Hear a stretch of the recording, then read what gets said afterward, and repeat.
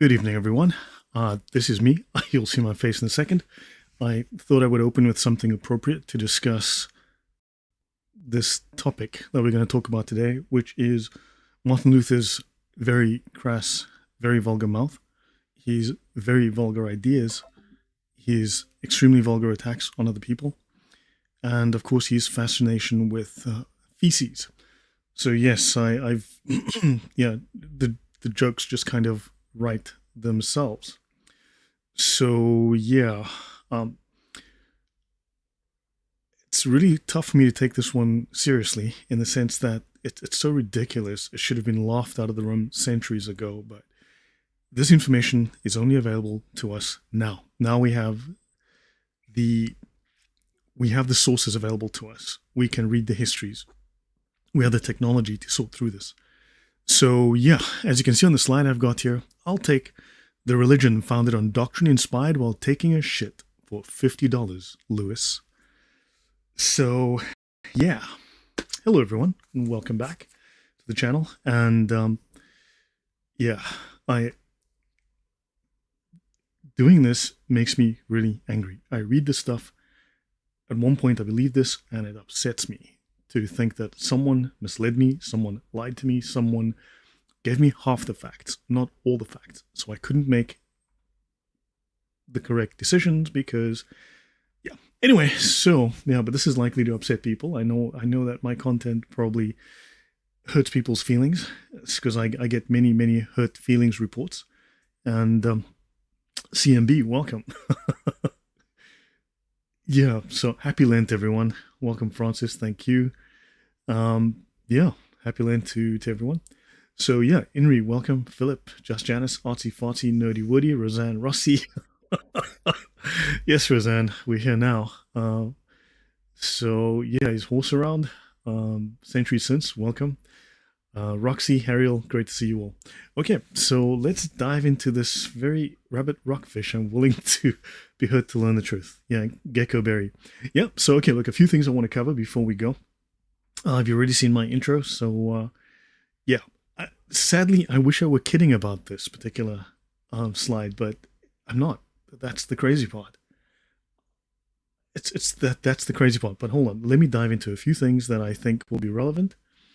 So let's jump over here.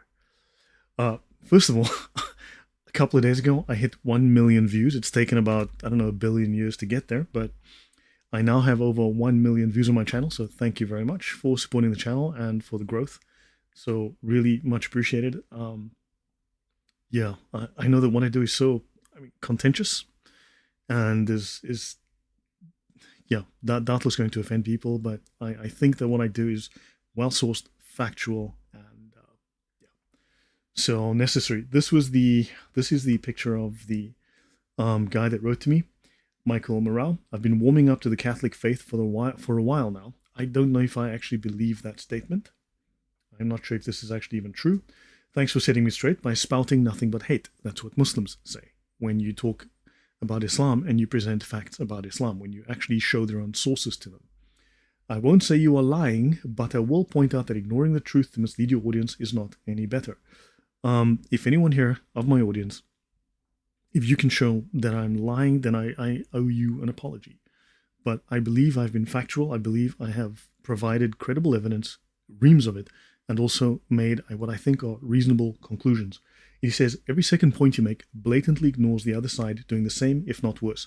Now, that's interesting because, as I have been stating on this talk, the Protestant side has lied for centuries. And I mean have lied. Not accidentally, not ignorantly, but deliberately, knowingly, in a coordinated manner, as we will eventually see, especially when I get to the Black Legend, when we get to the Spanish Inquisition. You will realize that this was planned. But he does say, go F yourself. So, well, the fact is that I'm trying to show the other side of the story, because the Protestants claim to have cleaned up the whole act of the very dirty Catholic Church. And we're seeing that maybe the Catholic Church isn't as dirty as the other side made out. And maybe the Protestant side is far, far worse. So, okay, but let's put that aside. Okay, we've seen that, and I think I can let that one go now. So I'll close that. I think we've seen it. Okay, so let's go do a couple of things here. Okay, then on this, my Gnosticism versus only Christianity. Father Maudsley played a few seconds of my clip on the divine will. The divine will, and I watched his most recent episode on it, is Gnostic. It is clearly Gnostic. It is heretical.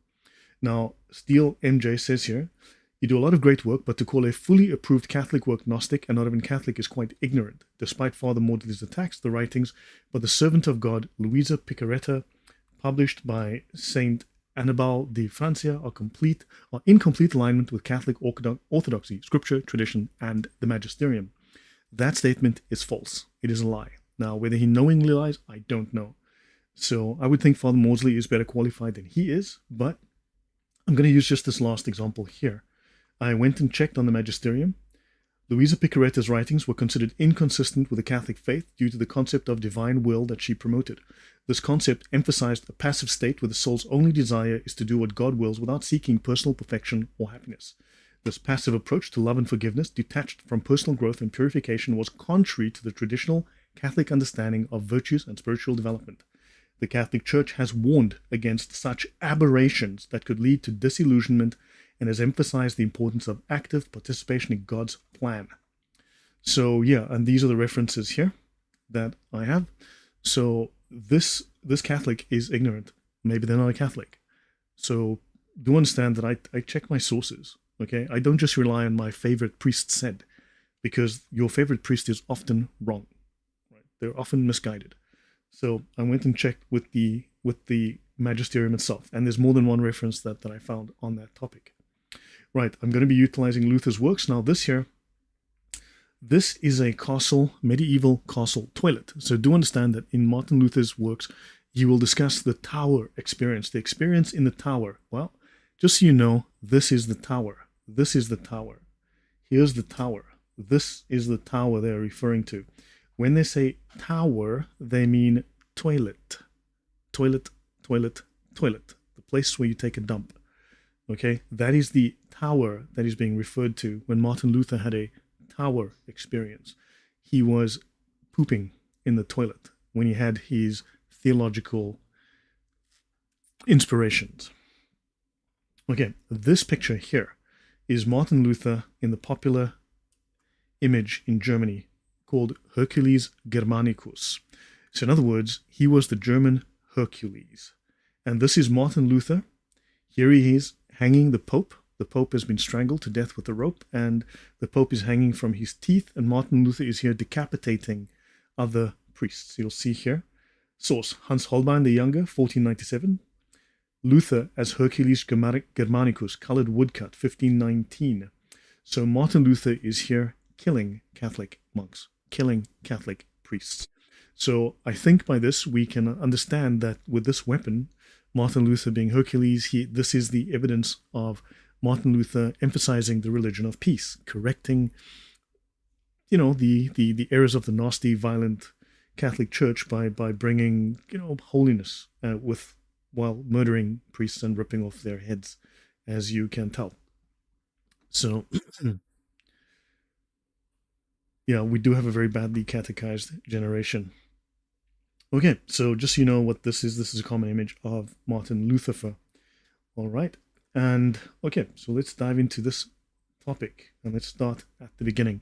So I did mention a few times that the main source you would need to reference is this one here, called German Hercules, the impact of Scatology on the definition of Martin Luther as a man, right? 1483 to 1546.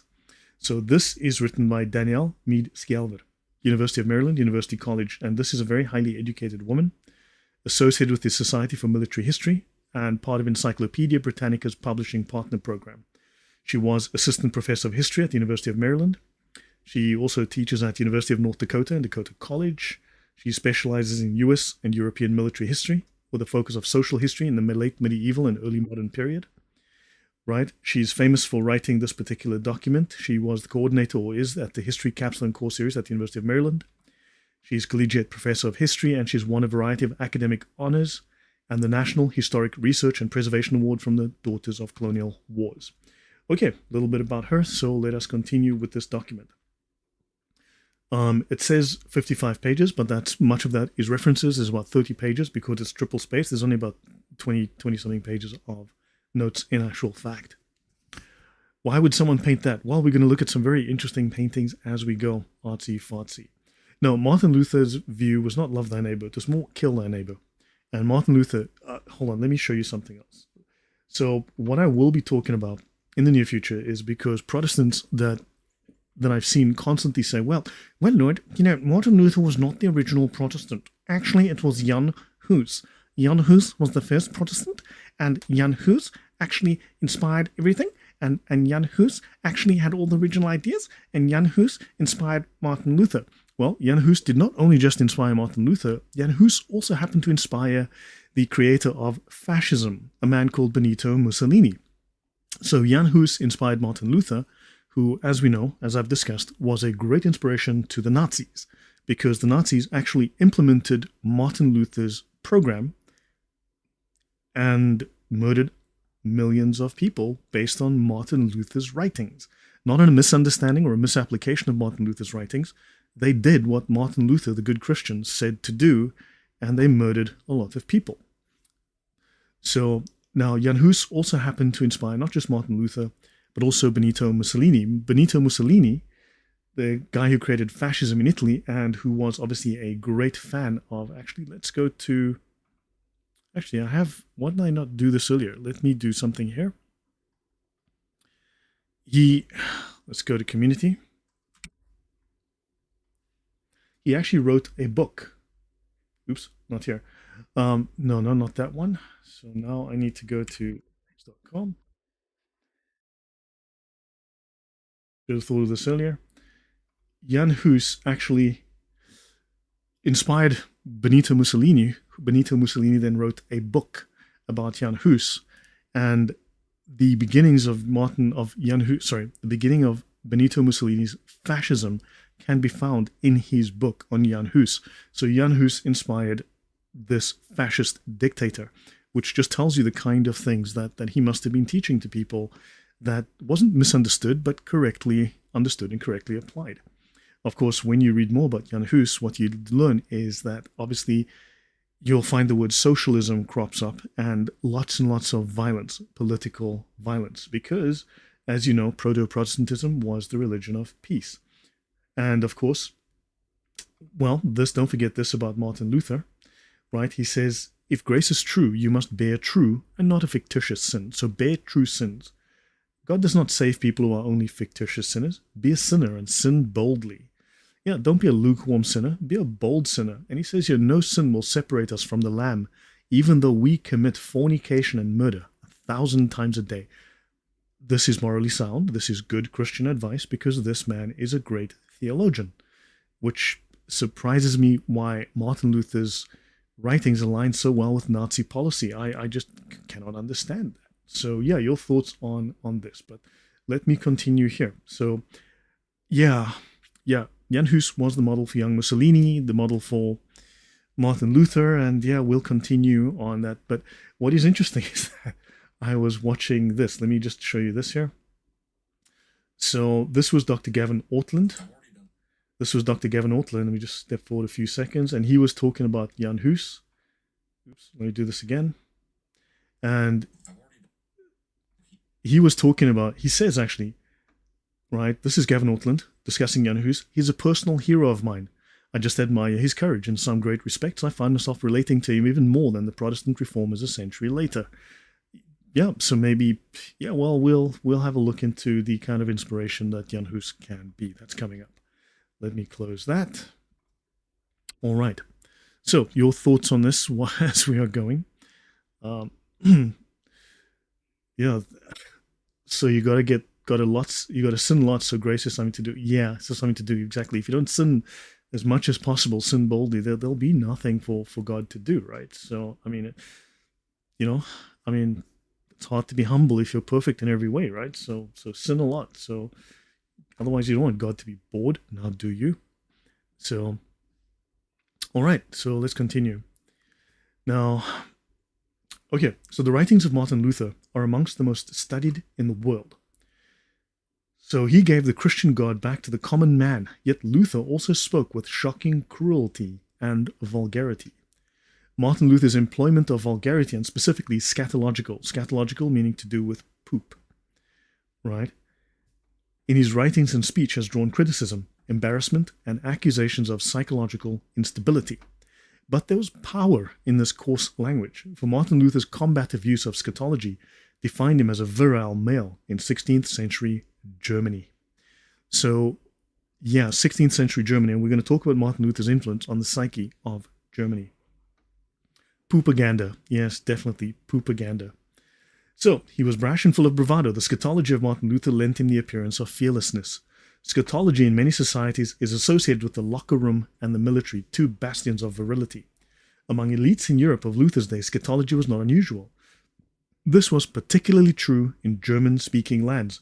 So, what we can gain from this is that Germany was a very uncouth place. People loved talking in vile, vulgar language, loved using poop to describe things. And Martin Luther, being the good Christian, the great theologian, the one who was going to clean up the act of the nasty, brutish, dirty Catholic, evil Catholic Church, Martin Luther was going to bring change and reformation, and Martin Luther was just as foul-mouthed as everyone around him, because he was not... Martin Luther was just as foul-mouthed as everyone around him, because clearly he didn't get the memo that Christians generally are not supposed to indulge in the disgusting and sick and immoral culture of the day. But fine, that's... So, in a time of rising nationalism, now you must understand this implies here also a political impetus behind leadership by example, exactly. Now the question is, Philip, did Martin Luther did he make it worse? Did he make it better? Or did he kind of cause it? Did he kind of snowball the situation? Did he kind of introduce it? These are things to think about, So a time of rising nationalism. So understand there's a political undertone constantly to everything around Luther, and in fact all of the Protestant movement, including Jan Hus. His combative and demeaning brand of scatology leveled against not only a spiritual, but also a foreign enemy in the papacy, secured for him the definition of virile German male. So in the German psyche, according to this, the fact that he spoke a lot of poop, using a lot of poop imagery, using vile, disgusting language, made him a real man. Real man. So this virility was largely the product of Luther's aggressive use of scatological language, for in demeaning his enemies, Luther diminished their virility. So yeah, in calling people words related to poop, Luther brought them low and established his status as a real man. Yes, Dr. Jonathan Gemmell. We should chat sometime. If you send me an email, I'd love to have a chat with you and get your thoughts on this topic, or just on what I do on this channel. So, in a culture where artists, writers, and theologians employed urine, feces, and flatulence as weapons to belittle their enemies. Okay, so apparently that was the flavor of the day. Now, poop logic, poopology, who knows? So the question is, we need to consider, is this true, or is this an apologetic to try to excuse what Luther is doing? Understand? You always have to ask questions about this thing. Don't accept everything that is being said to you blatantly or bluntly, right? So the simple thing is to look and check for yourself. In this battle, the sheer volume of scatology coming from the Lutheran side far outweighed that coming from the Catholic side. So in other words, there was a lot more poop-related language, vile, scatological, disgusting language coming from the Lutheran side, far more so than the Catholic side, which again just proves how dirty, vile, and disgusting the Catholic Church was. And even if Luther was worse than the Catholic Church, it is only because the Lutherans were responding to the disgusting, nasty, vile Catholic Church, which thereby justified the far worse, vile, disgusting, immoral, uncouth, coarse behavior of Luther and his fellows. So, yeah, I guess you just can't win. It is not only the volume, but this intensity and graphic nature of Lutheran scatology that caused historians to take up the study of the vulgar side of Luther's writings and sayings. Now why don't we get long, detailed analyses of these, except in this document, by Lutherans saying, Luther not only gave us great theology, he gave us some of the most interesting, creative swearing, lying, and disgusting language known to man. So Martin Luther's coarse language combined with woodcuts appearing in his writings, including a woodcut depicting the Pope and his curia being birthed from a she-devil's bowels, therefore not even human, but rather the she-devil's feces, jolt historians out of any illusions they may have developed in the study of Luther's more lofty works. In other words, he had a very disgusting side. We will get into all of that. So, attempts to explain this vary widely. Some argue that he suffered from emotional instability and from the lasting effects of alleged child abuse. As far as I can tell, he was abused as a child. He was violently abused, and he was emotionally unstable. Some find Luther's vulgarity repugnant and have used it as evidence of a lack of moral character. He had a certain lack of moral character, as we will discover. Otherwise, he wouldn't have been such a great inspiration to the Nazis. Others see Scatology as nothing more than a product of his times and national culture. Muhammad shagging a 6-year-old or 9-year-old, he was just a man of his time, and we shouldn't judge him by modern standards. Muhammad's the perfect man. His teachings are valid for all time. Do you understand that argument is no different to what Muslim apologists make about Muhammad?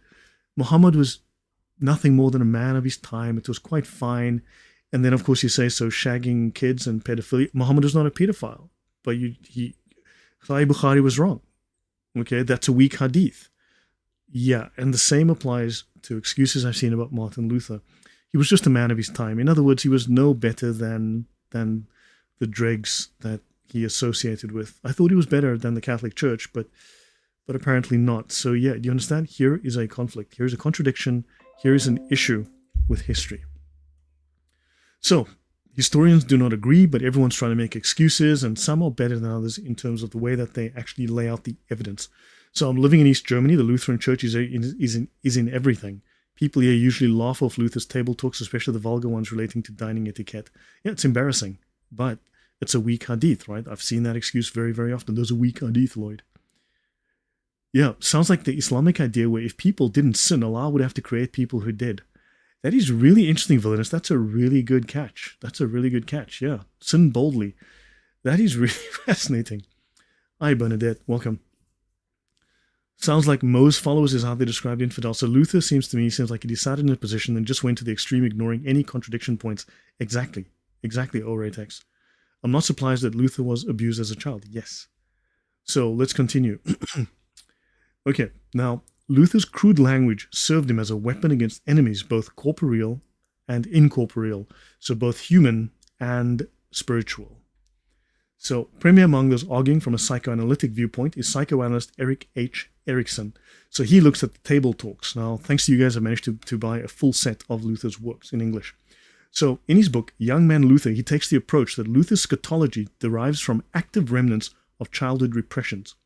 Luther is a patient dealing with neurotic suffering, right, who as a young child made mental connections between his own bowels and the fickle and dangerous bowels of the earth, which were the world of his copper mining father. Now, Luther very often has written, and I've actually seen notes on this, Luther writes, I grew up very poor, my parents were poor, which is a lie. Martin Luther lies about his childhood to gain sympathy, so that he can associate himself with the peasants.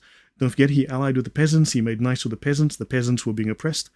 Martin Luther called the rich princes oppressors of the peasants rose up in revolt, and Martin Luther abandoned and betrayed them and then sided with the princes, told the princes to kill the peasants, and apparently, according to the source we were looking at, thousands, if not 100,000 peasants were killed. And Luther said, look, go ahead and kill them because that's God's will. To do so is what God would want. Kill those peasants. Go ahead and slaughter them. Right, so that tells us a little bit about Martin Luther. So Luther was spanked exacerbated his obsession with bowels. For in his view, punishment aggravates the significance of this area as a personal battlefield of parental and infantile wills.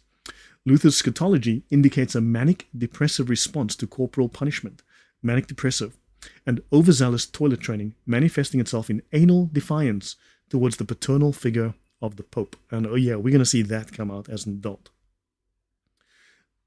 Luther had very serious constipation and kidney stones. Luther was a very sick man. So you also have to understand that he's portrayed within the German historical narrative as a very healthy, virile, fit, strong man. Luther was sickly. Luther was a very sick, emotionally unstable man. For Luther, the hind end has a malignant dominance.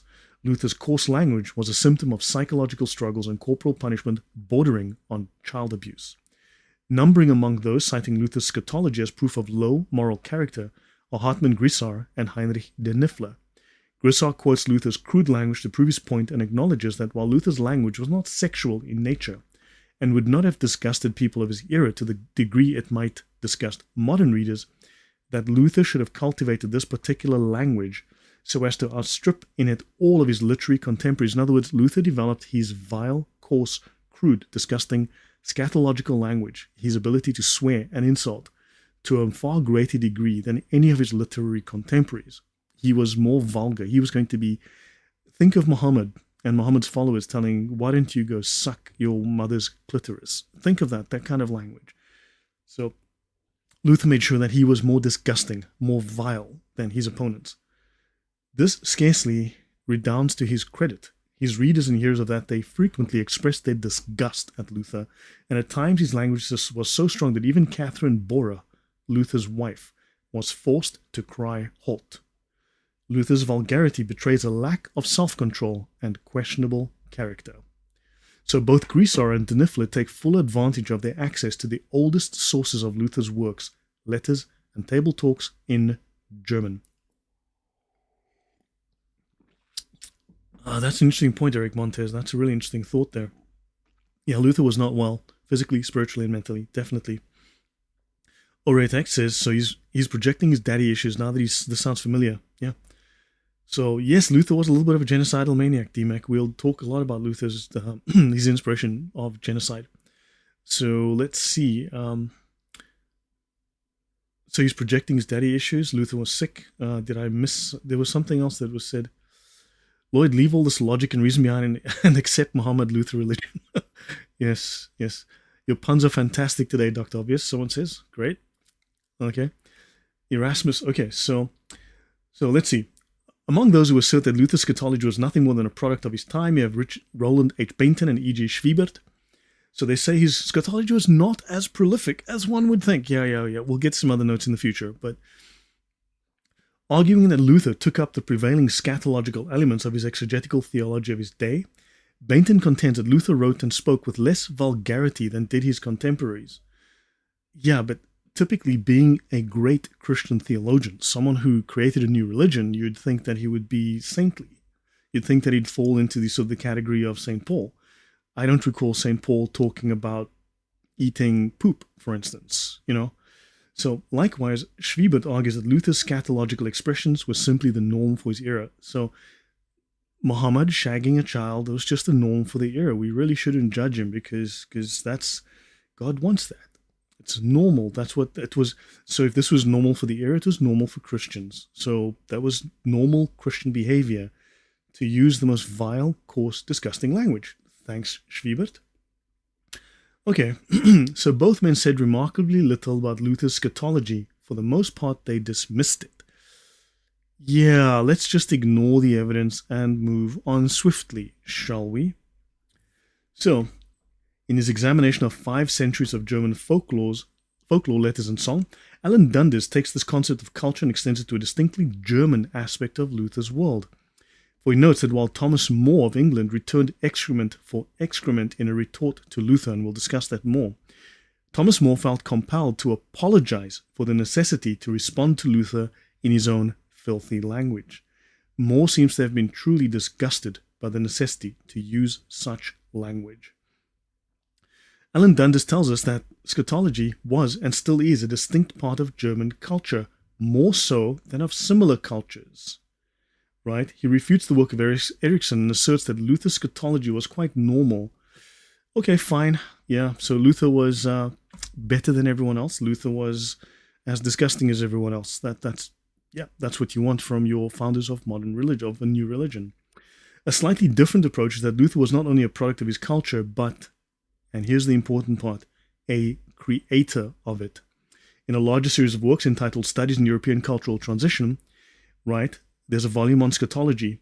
Joseph Schmidt and Mary Simon examined Martin Luther's impact on the modern German language. The reason this is important is that I've had many Protestants comment on my channel, but Martin Luther created the modern German language, you see. Martin Luther created the new Bible. In fact, there would not have been a Bible that wasn't Latin, and people were killed for not having the Bible, wanting to write the Bible. And it's because of Martin Luther that you have the Bible and the modern German language. Well, we have a highly scatological German language then, according to these historians, because of Martin Luther. Schmidt and Simon refer to Luther as a theological shit spreader. And they say further that Luther provided the scatological with a fervor, with an enthusiasm never read or heard before. And I'd say that's probably true. Martin Luther took disgusting language to a depth never seen prior, especially in the history of, shall we say, theology, Christian theology. But Martin Luther was a great man. Don't let Martin Luther's disgusting mouth and filthy mind lead you to think otherwise. So, Schmidt and Simon cite Dundes as they find German culture exceptionally free with the scatological, and argue that the Reformation era bears much responsibility for the scatological bent to modern German culture. Now, you've seen me quote other historians that make exactly the same claim. Blame Luther for how messed up, how violent, and how twisted German culture is that led us into 2 world wars. So, the fourth theory also accepts that Luther's scatology was prolific and asserts that Luther used scatology as a weapon against his enemies, which is true, and that's Bernard Loos, the historian. He finds Luther's crudeness shameful. Luther's vulgarity increased according to whether or not he was under attack, or just thought he was under attack. Without crediting Luther with the shift, okay? In other words, as in introducing scatological ideas into the German language and German culture, in Luther's lifetime, scatology moved from primarily a comic thing to a weapon of ridicule. So Martin Luther seems to have shifted scatology from something that was used as comedy to something that was used as a legitimate weapon to belittle your opponents, especially your theological opponents. Scatology was effectively used as a weapon against earthly and supernatural foes. So we'll get to that. It had the effect of exorcising fear of these enemies by diminishing their stature. So Martin Luther, as we will discover, utilized swearing and farting as a way to exorcise the devil, as a way to get rid of the devil, as a way to drive away the Satan, by using poop and farts and smelly poop. This was Martin Luther's way of using Luther magic to get rid of Satan. Claude Gandelman expands on this as he demonstrates that Luther's scatology provided direct inspiration to French revolutionaries when they created their scatological iconography. The French Revolution, as I have discussed at length in my French Revolution series on atheism, was a violent, genocidal, anti-Christian, specifically anti-Catholic movement. It was also anti-reason. It was infested with Freemasonry. It was infested with the occult. It was infested with paganism. It was the new paganism, the modern paganism, the resurgence of ancient pagan heresies. And it says here that Luther's scatology provided inspiration to French revolutionaries. So the man who rescued Christianity, who rescued the Bible, who brought us the Bible, assisted the French revolutionaries in creating poopological iconography that was designed to destroy the church. Clearly, these people were just misunderstanding Luther, because Luther was a great man and a great theologian. So the foundation for this approach to Luther's crude language originates in the Bakhtinian philosophy of a material bodily principle, meaning that depictions of the powerful at their most basic and vulnerable levels of consumption, defecation, copulation, and nudity degrade the powerful. So this is Bakhtin. He's a Russian philosopher, and he basically explains, he utilizes this idea, this example. So this is a way of demeaning people. It's a way of insulting people. It means you don't have ideas to actually refute people with. You actually are just going to insult them with the most basic, the most base, the most unclean thoughts, ideas, metaphors, and specifics that you possibly can. So Luther used scatology to combat the devil and the Pope. Okay, so he says here, so let me see. Now, beyond reducing enemies to objects of mockery and derision, derision, Scribner says of Scatology. In the popular mind, it would also have served to link the Pope and his followers with the demonic. In particular superstition, in popular superstition, the toilet was the haunt of demons and evil spirits. So Martin Luther would go into the toilet and he would argue with the devil very loudly. He would have arguments with the devil while on the toilet, and he would use his pooping and the smells and the farts to drive Satan away. Now, there's another guy called, he has a religion from Arabia. Good grief. He also believed that Satan lived in the toilet. And he also recommended praying to get rid of, saying a particular prayer and getting to get rid of Satan in the toilet. Muhammad, yes. And Martin Luther, instead of using prayer, used his farts to get rid of Satan, because, as you know, when you need to do an exorcism, as Martin Luther was doing, you don't use prayer, you don't invoke the name of Jesus, you don't use the Bible, you use pooping and farting, because that's the best way to get rid of Satan. Because Satan, as you know, Satan has no attachment to filth. So, moving on. Okay, so now, while Obermann praises Scribner's work, he does not accept that Luther's vulgarity was designed primarily for an ignorant or unlettered audience that couldn't read. For Luther spoke freely with scatological language to his fellow clerics and academic elites. So Luther's friends and academic elites that he surrounded himself with were just as foul-mouthed as he was. So this was the club of who can swear the best. Farting and Satan is involved with Islam too. Thunderous, welcome, good to see you. Thunderous, sorry, we should have done something yesterday, but let's do something this weekend, all right? 7:30 my time, 6:30 your time in London next weekend. Let's do that talk we spoke about. Okay, so now you've got academics and elites that wanted to see who could swear the best, like sailors. Hi Lloyd, if you focus on his extremities, do you think he had obsession or possession himself? He was certainly obsessed with his body. There's other material I'll come to. I mean, I don't want to go into depth and read the whole book to you. I mean, in this case, I'm going to read this paper to you because it's reasonably short. I might have to break it into two parts, but I want to introduce people to evidence about Luther that one exists, two is not always available to us outside of academia. So academics have access to material we don't have access to, but they discuss this material that they have seen and they write about it. So this tells us there's more information about Luther that is only now coming out in the last few years that changes the picture of Luther. And yes, he was very much obsessed with his body. He was very much obsessed with bodily functions. He was obsessed with the physical. He was immersed in the physical. So yes, he had 1 foot in hell and 1 foot in heaven. I don't know, whatever. He spoke about the theological, but he was definitely buried in the dirt, shall we say, 1 foot in the toilet.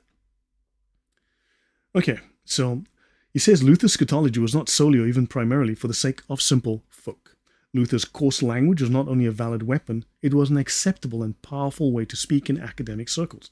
In describing one of Luther's filthiest sermons, Obermann paraphrases Luther thusly: "Get lost, Satan, eat your own shit." So in describing Luther's sermon, Luther apparently said something of this sort in a sermon: "Get lost, Satan, eat your own shit." I haven't heard priests say that a lot during sermons myself. Maybe in Luther's church it was a little different, but I'm kind of thinking that might not be, shall we say, orthodox. Immediately after the sermon, Luther was elected as the right hand of Staupitz and placed in charge of 11 monastic houses and the only 2 studia in Erfurt and Wittenberg, the very foundation of the order. This proved for Obermann that Luther's Scatology was not mere propaganda for commoners, so that he could have a connection with the common, coarse, vulgar peasants, but for his fellow monastic academics who received it approvingly. So it looks like the theologians around Luther were just as foul-mouthed and foul-minded as him. So Obermann accepts Luther's filthy language without blushing. And he tries, so Luther's ravings, and he says here ravings, this historian goes on to say, Luther's ravings. Now, I know there are other people that also know. Okay, so for instance, other people that are known to have ravings would be this guy, right? This guy was known to have ravings as well, Muammar Gaddafi, right? But Martin Luther, the word ravings is now, I mean, is the word ravings associated with St. Paul, right? Is it associated with the early church fathers? But Luther's ravings is associated with the madman.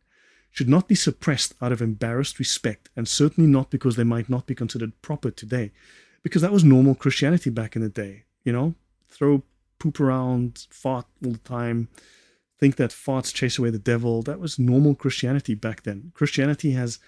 We've forgotten true Christianity because we don't do that today. And the early church fathers had Christianity all wrong because they weren't into poop. Luther figured it out. Luther figured out the recipe. I take it you don't like Luther, Lloyd, but it was a long time ago. Raymond, I am not going to say the thought that actually jumped into my head when I read that. So dealing so gingerly with him means not taking him at his word. So this historian is telling us that don't lie about Luther. Don't try to pretend he didn't speak this way. Don't try to pretend he wasn't the disgusting, foul-mouthed pig that he was. He says, no, don't try to, you see, what I find very commonly, and I find this across the board with all Protestant theologians who try to talk about Luther, they reinterpret what he said. They don't, you see, because it's not what Luther said, it's what they say Luther meant. Because when Luther said, eat shit, what Luther meant was, not the actual content of the words, because you're just an uneducated ignoramus who's probably influenced by the Pope, you papist, foolish Catholic influenced, fool you.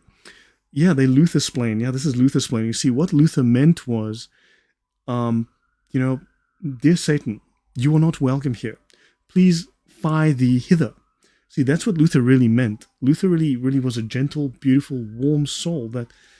So they try to reinterpret not what Luther said. It's what he meant that's important.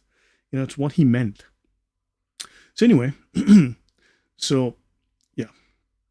the scatological writings and speech of Martin Luther, together with woodcuts commissioned to appear in his work, have drawn attention from Luther's detractors and admirers alike.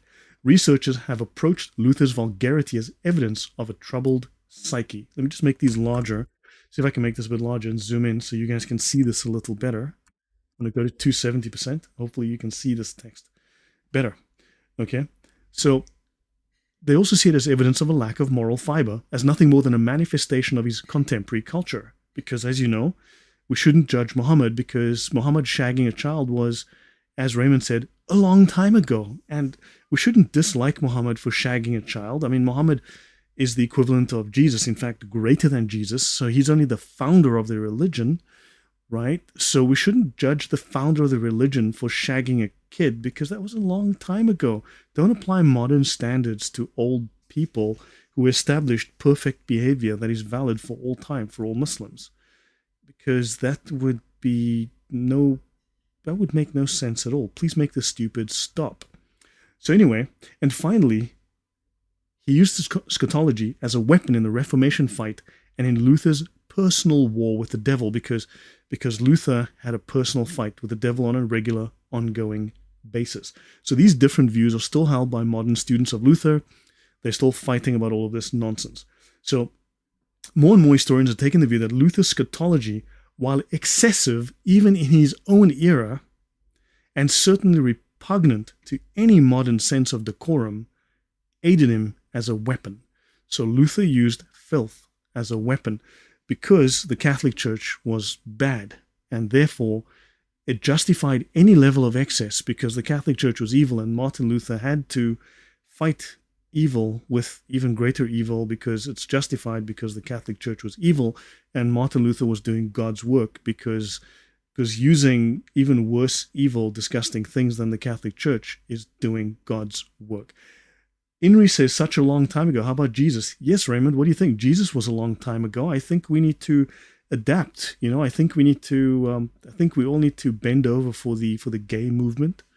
I think we need to get used to licking the female penis, because all that New Testament stuff was a long time ago. You need to get with the trans G movement now. You know what I'm saying? These old school dinosaur women with cervixes and wombs, like, that's old school, man. It's old school stuff. That's a long time ago. Get with the modern stuff, right? Yeah. So do you understand where this goes? Right? Do you understand what we're left with if we don't have eternal principles that are based on eternal values that are moral? Do you understand where we are now? This is where this nonsense, which is in large part attributable to Martin Luther breaking and destroying logic with his nominalist nonsense, this is where this has helped to lead us. So this was a weapon in his battle against enemies, human and demonic. So apparently scatology was an acceptable weapon in general German society. And of course, Martin Luther was a great theologian, the greatest of men. And he was very much immersed in the world because he was better than everyone else and better than the evil Pope. So Luther's thumbing his nose at papal powers was not just a rejection of papal theology. It was a rejection of foreign authority. So it says here that Luther may not have seen himself as rejecting foreign authority, but his insolent vulgarity towards Rome could not help but be a rejection of both the papacy and Rome itself. This bold rejection was made in coarse and graphic language, unpolished, unpapal language that was comfortable and familiar to German-speaking people. And this defined him as a virile and distinctly German male. So Luther puddled poo, Muhammad diddled kid. So how bad must Christ have been? Christ was sinless even by today's standards. It's okay to criticize morality. And yes, thank you, villainous, correct. So let me see.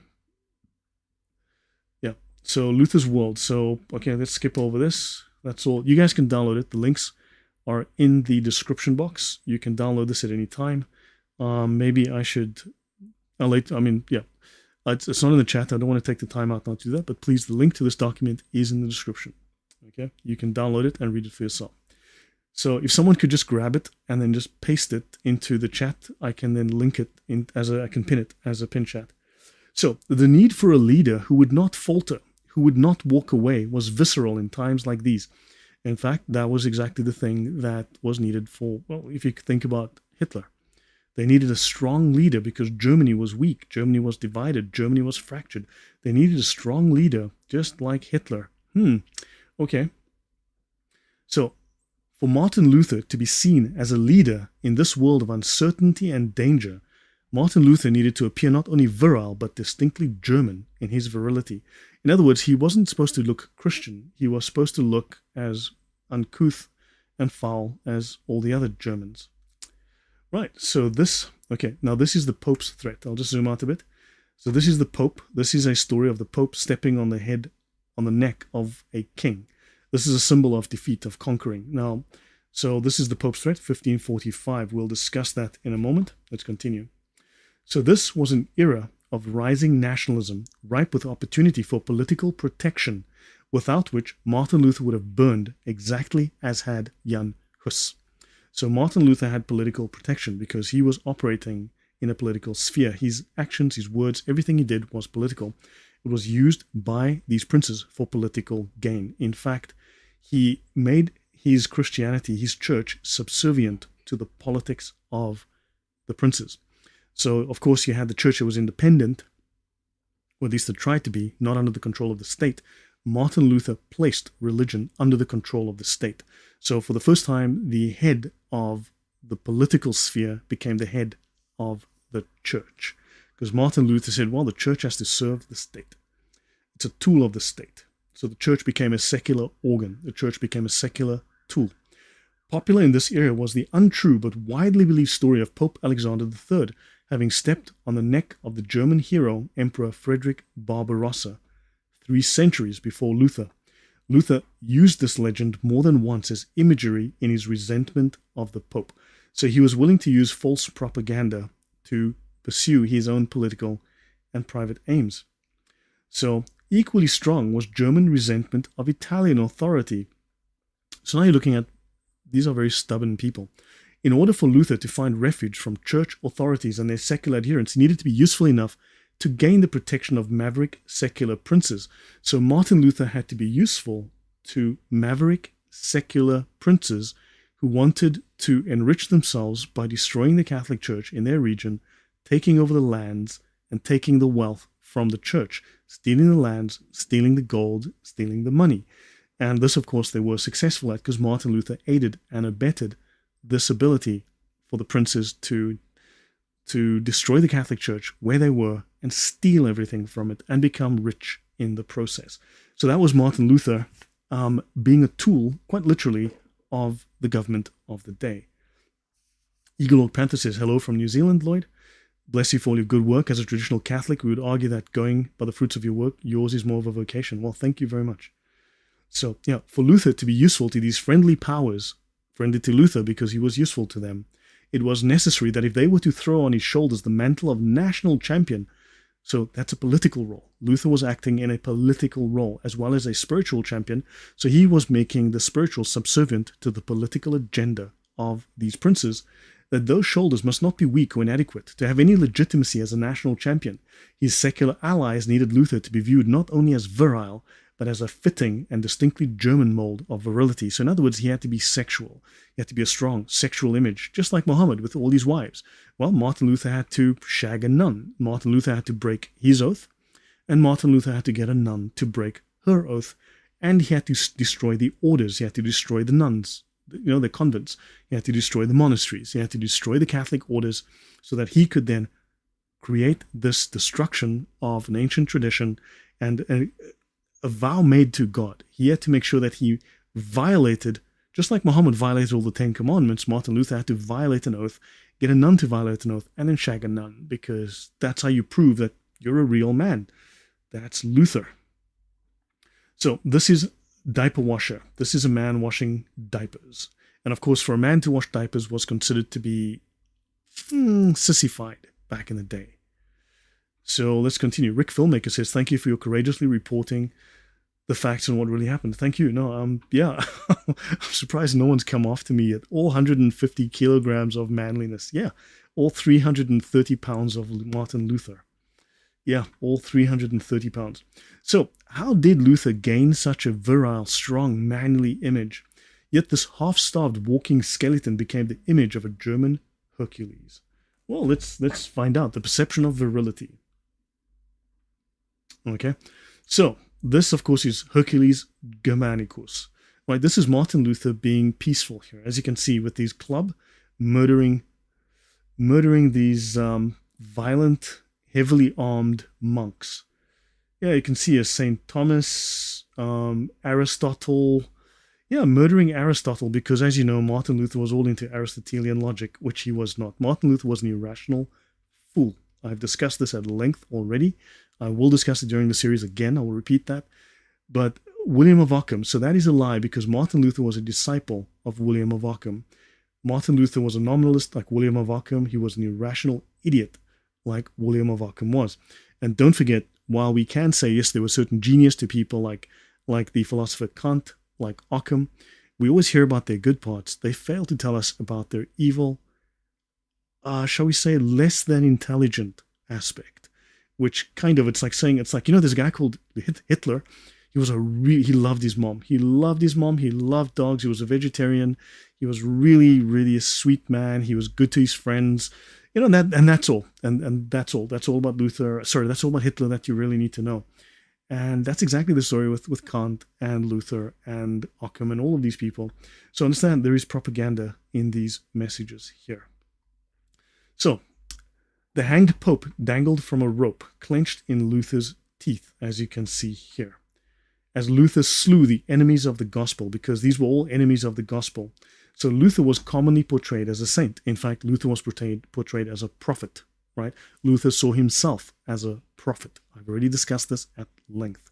Luther was a prophet. He spoke directly words given to him by God. He spoke the words Jesus gave him right out of his mouth. right? So this was the image of Luther that he portrayed, and that was portrayed about him. So he could not be wrong, which is why so many churches deviated from Martin Luther's message, because Luther was wrong and they're right, because none of that makes any sense. So yeah, with Martin Luther then, we would still have church and state as one. Germany also separated the two. Well, the state kind of owns the church. They kind of control the church. So yeah, it's yeah. So yeah. Okay, so don't know about that. Druids also carried a staff. Okay, do you know? Yeah, do you know who else carried a staff? Druids. Yeah, that's also true. So, anywho, let's continue. As in this woodcut of Luther as German Hercules and in images of Hutten, Luther was often portrayed as larger than the other figures in the woodcuts. Okay, Luther was viewed as virile, right? He was a champion. So, they deliberately created a robust and manly Luther. What set of princes would rally around the image of a skeletal monk? Because Martin Luther was a little not so well in the head, and Martin Luther would starve himself to death. He would fast himself to the point of, well, starvation. So who would want the skeletal monk? So let's lie. Let's use propaganda to prop up this whole man. And yeah, what princes, what political figures would rally around a skeletal monk? We need a killer, right? So those who wanted Luther to win needed him to be viewed as a dominant male. Luther's enemies did not seem to understand this, for if they had grasped the need for Luther to be perceived as virile, they would have portrayed Luther as weak and effeminate. So this is Luther as a wine sack. So this is Martin Luther portrayed as a wine sack. Martin Luther drank, by some accounts, as much as 2 liters of alcohol a day. So he'd finish 2 liters of wine a day. The man was apparently quite a drunk. This sounds like Gnosticism, starvation, yeah, so let's see. Luther was not portrayed by his enemies as the masculine ideal. He was obese, a lecher, a heretic among heretics. Okay, he was often called a drunkard because apparently he was, right? Now, Luther's immorality was shown here by his having taken a nun as a bride. A nun married to a monk, a damned woman to a damned man, an infamous woman to an infamous man. Let me just go back and zoom in a bit here again. So, so a theologian engaging in such behavior would be seen as hypocritical and going against the teachings of their faith. Right? Religious leaders, like theologians, must embody the values that they preach. In this case, pursuing a nun as a sexual partner goes against the vows of celibacy and chastity. This highlights the importance of holding religious leaders accountable for their actions, as their influence on others has significant consequences. So here's a man who was willing to violate his oath. Here's a man who was willing to violate her oath and not willing to keep up, shall we say, the standards one would apply to a theologian of his supposed status. So while this was not a positive thing, him shagging a nun, it portrayed Luther as a sexual male, thereby fostering the view of him as masculine, even if negatively masculine, and he was willing to embrace that. So Luther was seen as a liar by his enemies, and as a two-faced trickster who pandered to the masses and did not play by the rules. Well, that describes Muhammad to the T as well. Some of these accusations were well-founded. Luther often did not play by the rules, right? He even published a letter from a rare female adversary. So, okay, now, under the pseudonym William Ross, the Englishman Sir Thomas More wrote, "A certain rascal whose name was Luther, who, because he had outstripped the very devils in impiety, surpassed magpies in his garrulousness, and pimps in his dishonesty, prostitutes in his obscenity, and all buffoons in his buffoonery, so that he might adorn his sect with worthy emblems." In other words, Martin Luther was willing to debase himself and sell his soul so that he could gain the respect of secular leaders and gain power and influence. Artsy Fartsy says, a narcissist believes that any attention is good attention, even bad attention. Yes. Thanks, Cacique. Right. So, what more said of Luther could have been said of any mercenary soldier of the era? So, Martin Luther was no better than the average mercenary, and mercenaries don't always have the highest reputation. Oh, let me take a brief stop here, just so... By the way, just wanted to show you guys a couple of things. I meant to do this earlier, but I'll take a short break here. This is my original bodyguard badge. I had to retrieve this in South Africa. I had to clean out some things and get the storage. So this association is now defunct. It no longer exists. On the back is some notes, and it also has my blood type. I don't know if you will see it. Great. It won't come up, but it's actually got my blood type as well on it, in case I got shot, so that they could tell what blood type. And this was the later I got a replay an update to it. So SABA means South African Bodyguard Association, CPO, Close Protection Officer. Just so you know, out of sheer curiosity. This is a medal I received from my boss. Was given a series of medals. We did some work in Qatar.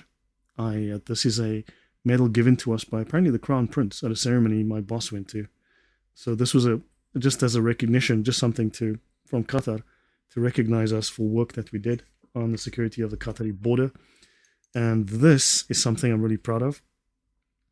This is 2004. Okay, that's the South African Bodyguard Association pin, but this is my South African Hall of Martial Arts Hall of Fame medal. So that here, this one says South Africa Karate and Martial Arts Hall of Fame. It says character, sincerity, effort, etiquette, and self-control here on the bottom. And then here it says to celebrate the achievement of technical excellence and goods and great service to the South African martial arts sciences, honored by your peers. So yeah, just thought I'd show you guys that. So in case anyone was wondering if I actually do have a clue when it comes to taking care of myself, I kind of do. So, so yeah. Okay, well, let's continue. So Martin Luther had the basic morals of any sort of sailor or mercenary soldier. Soldiers were rascals, impious, sometimes dishonest, and certainly obscene. Very masculine traits. Now, this is Martin Luther. These are his friends writing about making a woodcut of Martin Luther with 7 heads. The man with 7 heads. Now, this is supposed to be a compliment because he's a doctor. Dr. Martinus Luther. Okay? And Ecclesia, it says here, and then some other things here. So in other words, he's a man, Martinus Luther, 7 Topf, 7 heads. So he's supposed to be a man with multiple talents, a man who wears many hats, but yes, the Hydra. Villainous, well done. I've got some very, very smart people in the audience. I mean, PhDs that listen to me, I am amazed. I thank you. Okay. So yeah, this is Martin Luther, right? The 7-headed Luther. Now, yeah, the Hydra. So commissioned for a work by Luther's enemies, Cochleus, this woodcut depicted the faces of Dr. Martin Luther. My bad. Commissioned for a work by Luther's enemy, Cochleus. My bad. This was the many faces of Dr. Martin Luther, all of them maleficent. Okay? Maleficent is an adjective that describes something that is harmful, evil, or malevolent. It can refer to a person who's wicked or who causes harm intentionally, often used to describe characters in fairy tales or fantasy stories who are villains or antagonists. So my apology, I made a mistake there. I thought this was supposed to be a compliment. It's not. This was by his enemies. Note the thick neck, the brawny chest, and the musculature. The last head on the right is that of Barabbas. So that is Barabbas here. Next to the head is a club, right? But this is exactly how Martin Luther's friends depicted him, right? With a club. And, right? And in both the 7-headed and 2-headed versions, so there's a 2-headed version, the club was designed to portray him as a wild man. But the Lutheran side, the Pope too, was portrayed as a wild man. This kind of imagery communicated the threat of backstabbing, duplicitous traitor. Now, we know for a fact that he did backstab. He did betray the peasants, right? And many of them, tens of thousands of them apparently, were killed. And he wrote enthusiastically, go ahead and kill them. God would love you for it. In fact, you will earn heaven for murdering all the peasants that you can. So grab your sword and go out there and murder some peasants, because that's good. So coupled with the clubs, these images implied brute force, and that's not an inaccurate view of Martin Luther. Luther possessed peculiar eyes that were noted by friend and foe alike. Now this is interesting. When someone asks about the demonic, this is something I've come across a few times that's mentioned about Martin Luther, his eyes. Dark brown, sometimes appearing black. His eyes were rimmed with gold, giving them a bestial appearance. Okay, eyes rimmed with gold. I mean, so let's have a look at that. That's kind of fascinating. Okay, so let's have a look for eyes rimmed with gold. Eyes rimmed with gold. what kind of animal has eyes rimmed with gold?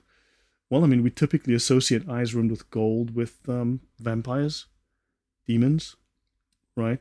This is not, shall we say, generally, normally considered typically human. So let's have a look here. Yeah, eyes rimmed with gold. That's kind of odd, but okay. So that's Martin Luther, animalistic.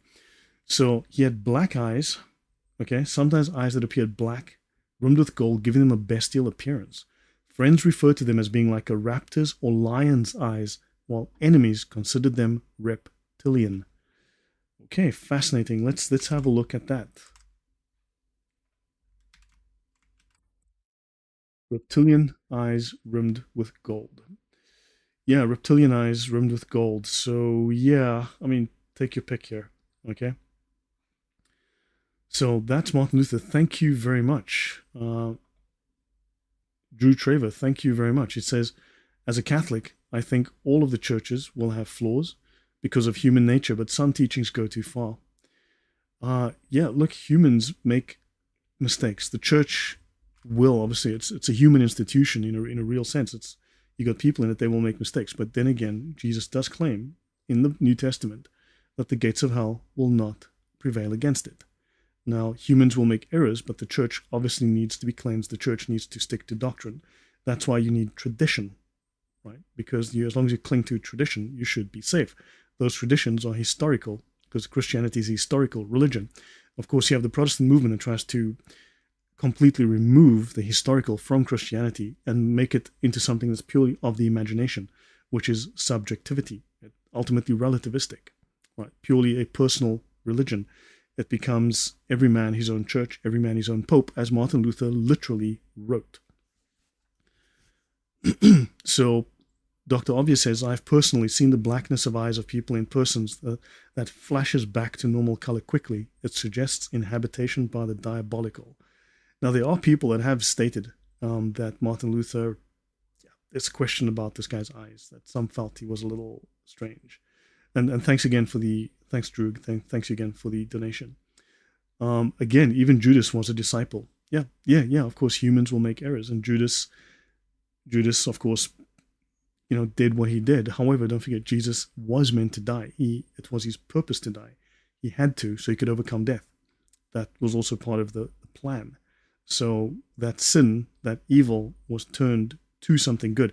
It doesn't make the evil good. It means that a plan was made to try to follow that path through evil, but ultimately lead it to a good outcome. This doesn't mean that doing evil means doing good. It doesn't mean that God does evil. These decisions were made by people. God knew that people were going to do evil, but this could be used to have a good outcome, to bring salvation in this case. So yeah, but that's not the point of this discussion.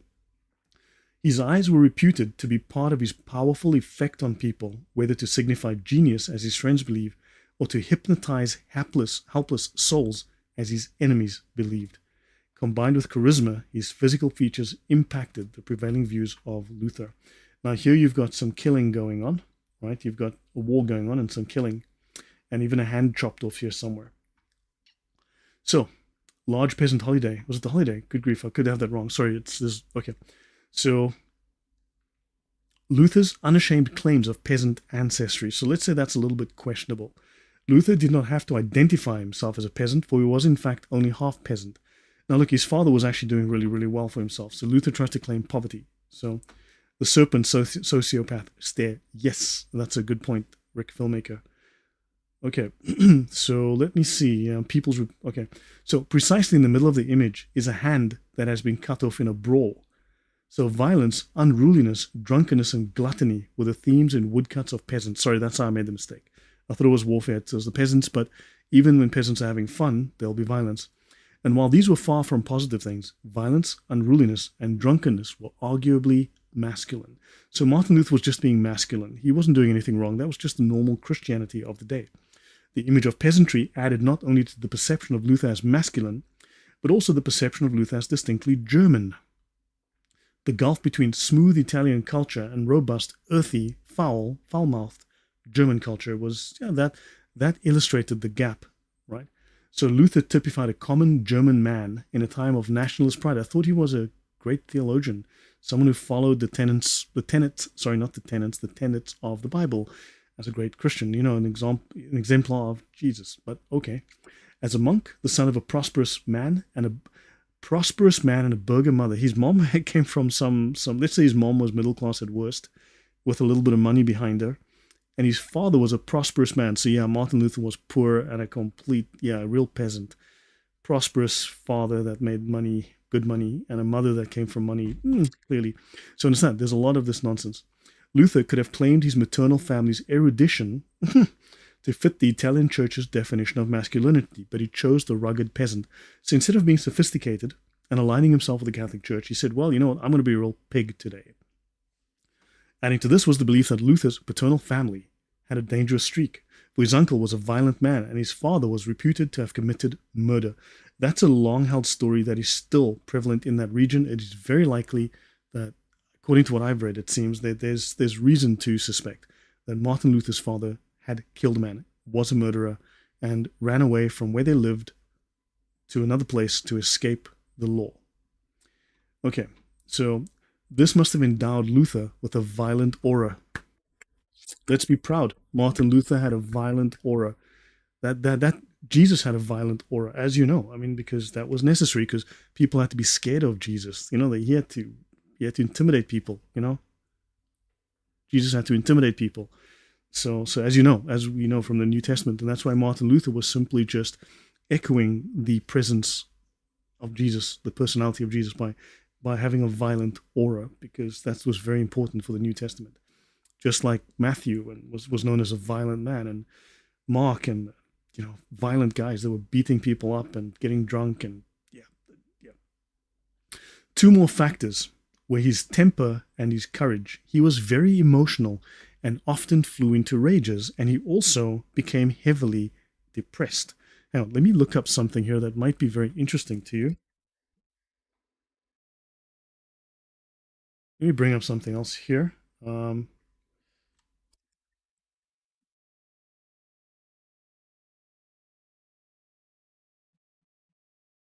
Write this correctly.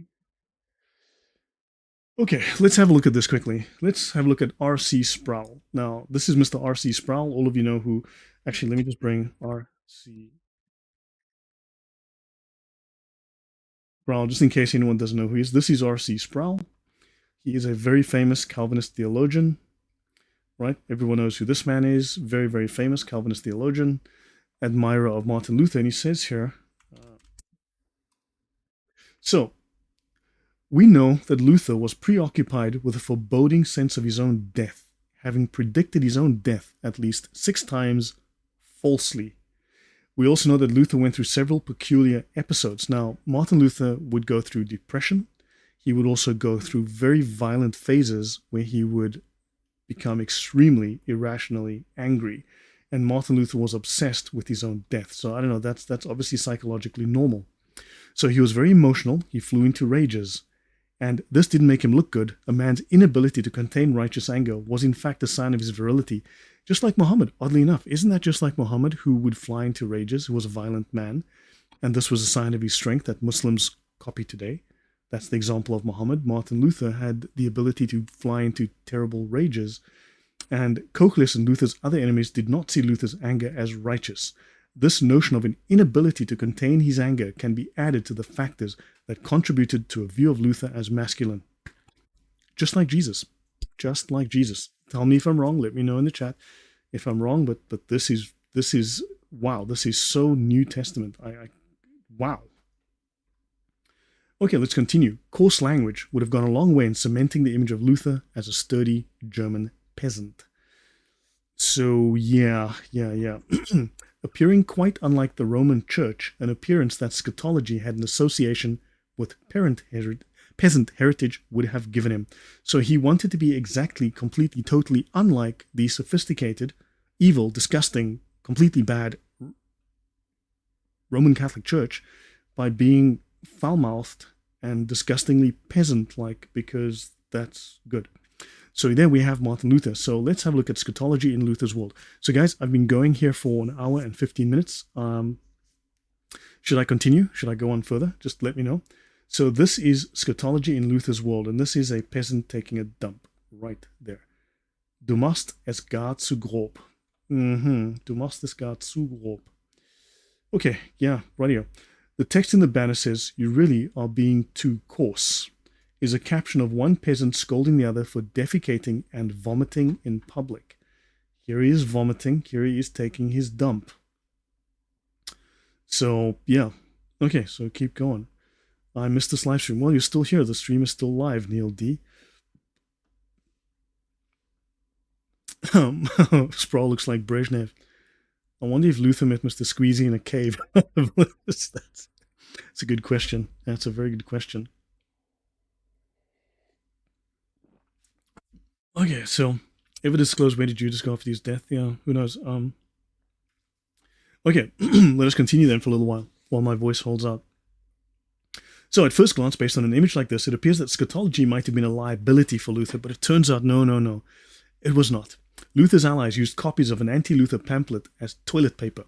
So Luther's allies, Luther's friends, used copies of an anti-Luther pamphlet as toilet paper and then sent the poop-covered pages to the original writers.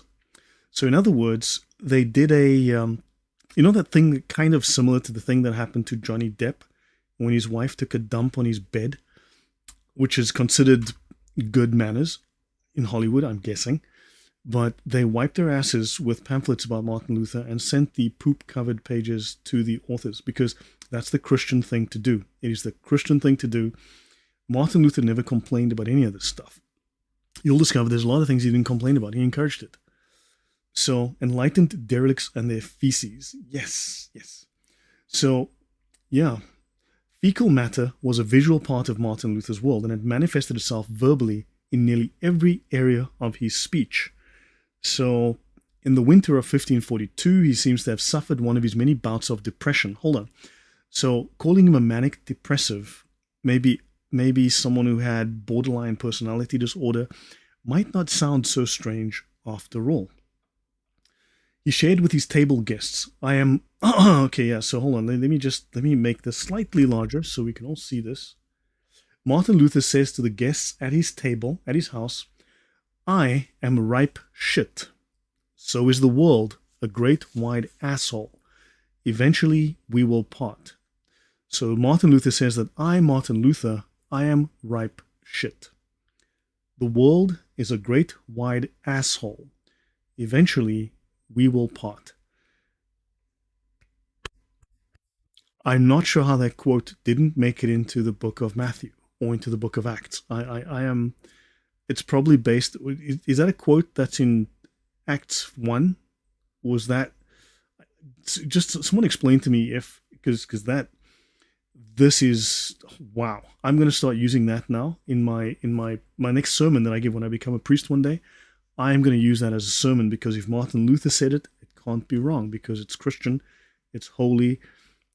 Poopifer, exactly. Yeah, Book of Nonsense, verse 95. Yeah. So Martin Luther is ripe. You got the word already. The world is a great wide a-hole. Yeah, that's... Luther said it. He's poop. The world is an a-hole. Definitely the Book of Acts. I'm sure it's in the Book of Acts. We need to Google that. Someone needs to Google that. But profound.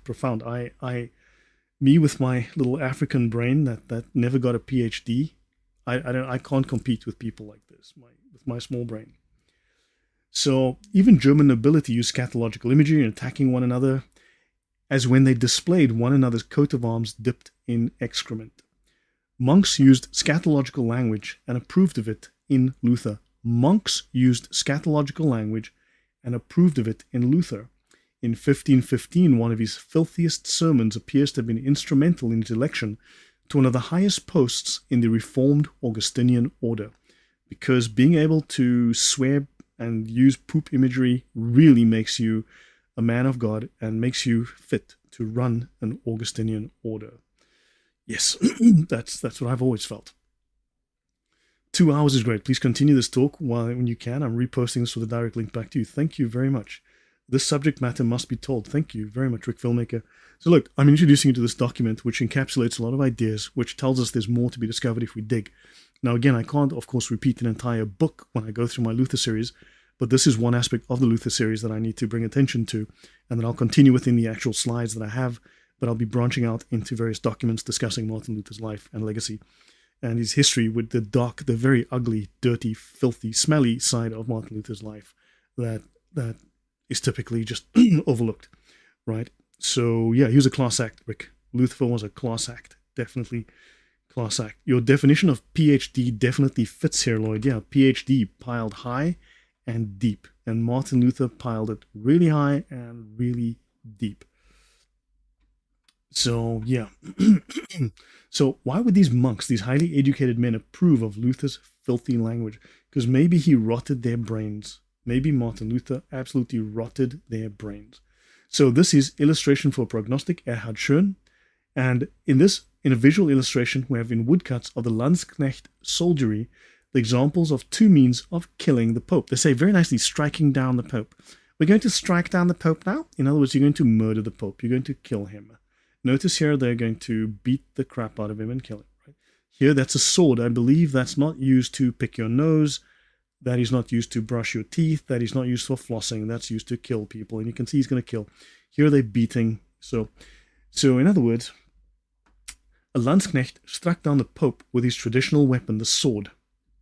Mercenaries serving in the armies of various princes and nobles, as well as the emperor, Landsknecht soldiers were viewed as a necessary evil. They were dangerous, vulgar, and in many ways above the law, but they were also glorified. So in this image full of apocalyptic symbolism, the Landsknecht defeated as he was expected to defeat. Fine and well, but here let's have a look at some of the imagery associated with Luther. There's more of this. I've collected some of it. I will be discussing this in future. I'll be talking about more of these things, just like the SS. Masihi Schachsod, yes, there's something. Well, don't forget, Martin Luther did inspire the Nazis. Not because the Nazis misread and misinterpreted and abused Martin Luther's words. No, they followed Martin Luther to the letter, did exactly what Martin Luther said, which led to the deaths of hundreds of thousands, even millions, because they followed Luther's advice, because Martin Luther's ideas and the Nazis' ideas kind of overlapped in a very disturbing manner. This is a man taking a poop. Sorry about the imagery, excuse me, but this is Martin Luther taking a poop in the tiara of the Pope. So this is the papal symbol, and this is Martin Luther. So this is Martin Luther approved a lot of this stuff. He knew this was going on. He did not stop it. He encouraged it. I'm concerned for people in Bethel, NAR, in the Charismatic Church. It looks like Sufi and Hindu possession. They defend it like Muslims. Yes, they do. Yes, they do. Yeah, so in this case, I'm going to have to, Drew Trevor, I'm going to have to agree with you. There is something about that is, yeah, something weird, something very Muslim about the apologetics that comes out of some of these Protestant churches. I've made that comment more than once. I've actually upset some people once when I said this is dawah for Protestants. It upset a lot of people when I said that. And to know that this man was a harbinger of Christian goodness, the Reformation. Yeah, this was the Reformation he brought. How to use poop as theology, I guess. So the Pope is adored as an earthly god. Now, okay, so here the Landsknecht mercenaries were depicted depositing their feces into the papal tiara and defeating the Pope with a weapon other than the sword. Scatology as a weapon was associated with men, and therefore Martin Luther was a man. Fecal matter was a weapon. We do not see women bearing their backsides in woodcuts associated with Luther. We see men taking poops. So yeah, so in other words, I mean, think of Jesus, right? How many woodcuts show Jesus as a real man by having pictures of men with their backsides exposed, their pants pulled down, taking, excuse my French, taking a shit. So this is the appropriate way to show that Martin Luther is a man and someone who speaks for God. Someone who brings the true, the original, unaltered Christian faith before it was corrupted by the Catholic Church. Martin Luther is bringing the true, original Christian faith by having pictures of men taking a shit represent him and showing just what a man he is. Excuse me, but am I taking crazy pills? Is that remotely Christian? Is that the imagery? I mean, do we, to show reverence to St. Paul, to Peter, to the fathers of the church, to Jesus, do we draw pictures of men taking a shit and saying, this is them showing these people as true men? I'm sorry, is that satanic? Is that off? There is something deeply, deeply off about that. It is disturbing. So Luther changed the way he spoke when men were not in the audience, for we see in letters to women that Luther was far less likely to use fecal imagery, and even when he did so with less strong language. Okay, great. So Luther's language did not meet with unanimous approval outside of Germany. Thomas More, writing under the name of William Ross, referred not so much to Luther's theology as shit, but rather to the manner in which Luther treated his adversaries. So let's see what Thomas More says. He continues to act the buffoon in the same manner as he has begun.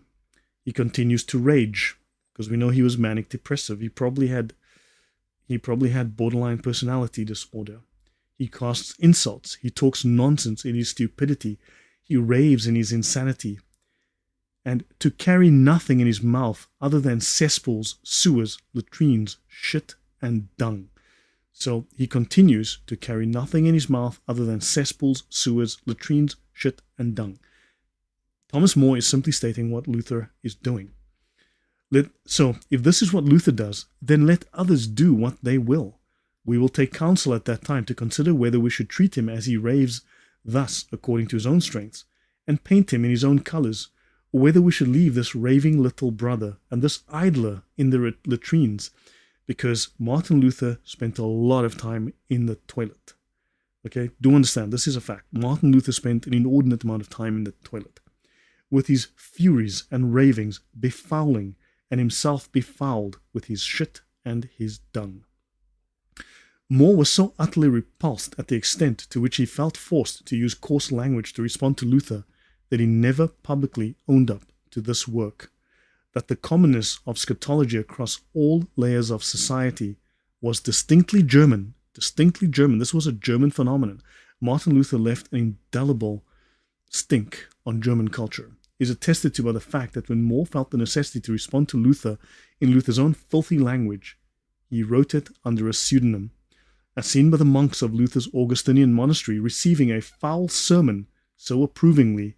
So Martin Luther's foul sermon was really appreciated by these monks of Luther's, by the nobility using scatology to demean one another, by the use of Faeces to threaten, and as we shall see later, by the unwillingness of many of Luther's enemies to stoop to his level in verbal and visual combat. So Martin Luther's enemies were not the ones descending to this disgusting, filthy level. Martin Luther was the one that went there. Martin Luther didn't have good arguments to deal with the Catholics. Martin Luther simply insulted them using the most disgustingly foul language and bodily functions because he couldn't obviously provide a decent argument. So he decided to insult them in the most demeaning way possible. And his enemies refused to descend to that level. It appears that there is good evidence to support the theory that scatology was a greater part of Reformation-era German culture than of similar cultures in the same era. Yeah, I wonder if there's a connection to Martin Luther there. Okay? And they speak here of the very crude Martin Luther was thus marked as all the more German.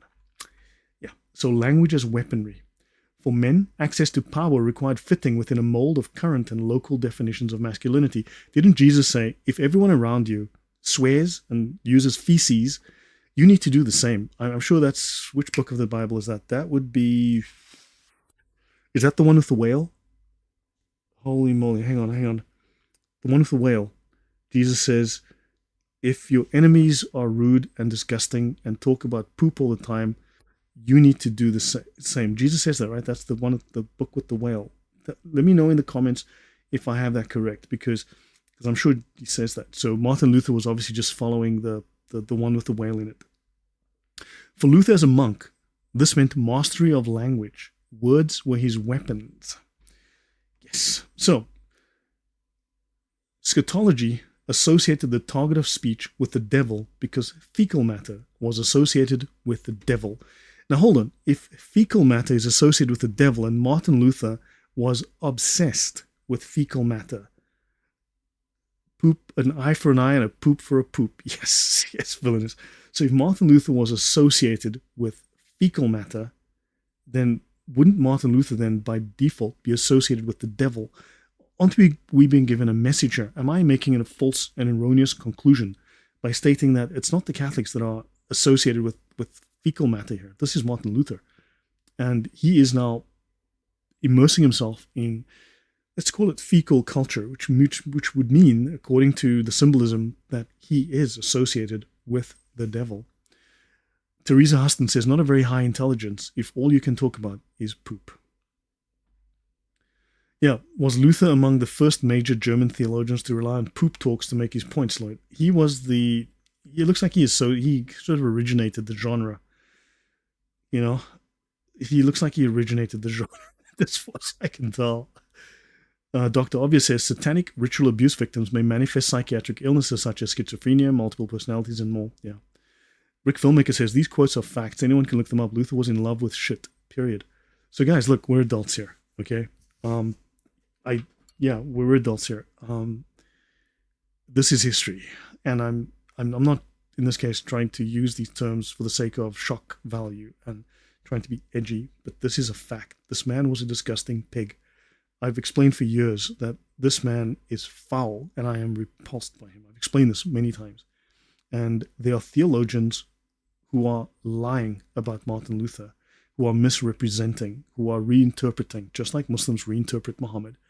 This is the most disgusting, ugly, pathetic excuse for a theologian that has ever lived, and he's revered as the founder of the Protestant religion, who rescued religion from the Pope, from the Catholics, and restored the original Christianity. Of course, now there's like 95 million different flavors of Christianity that are incompatible and contradictory, and God knows which one is the right one, because alone knows what's going on anymore within the Protestant church, right?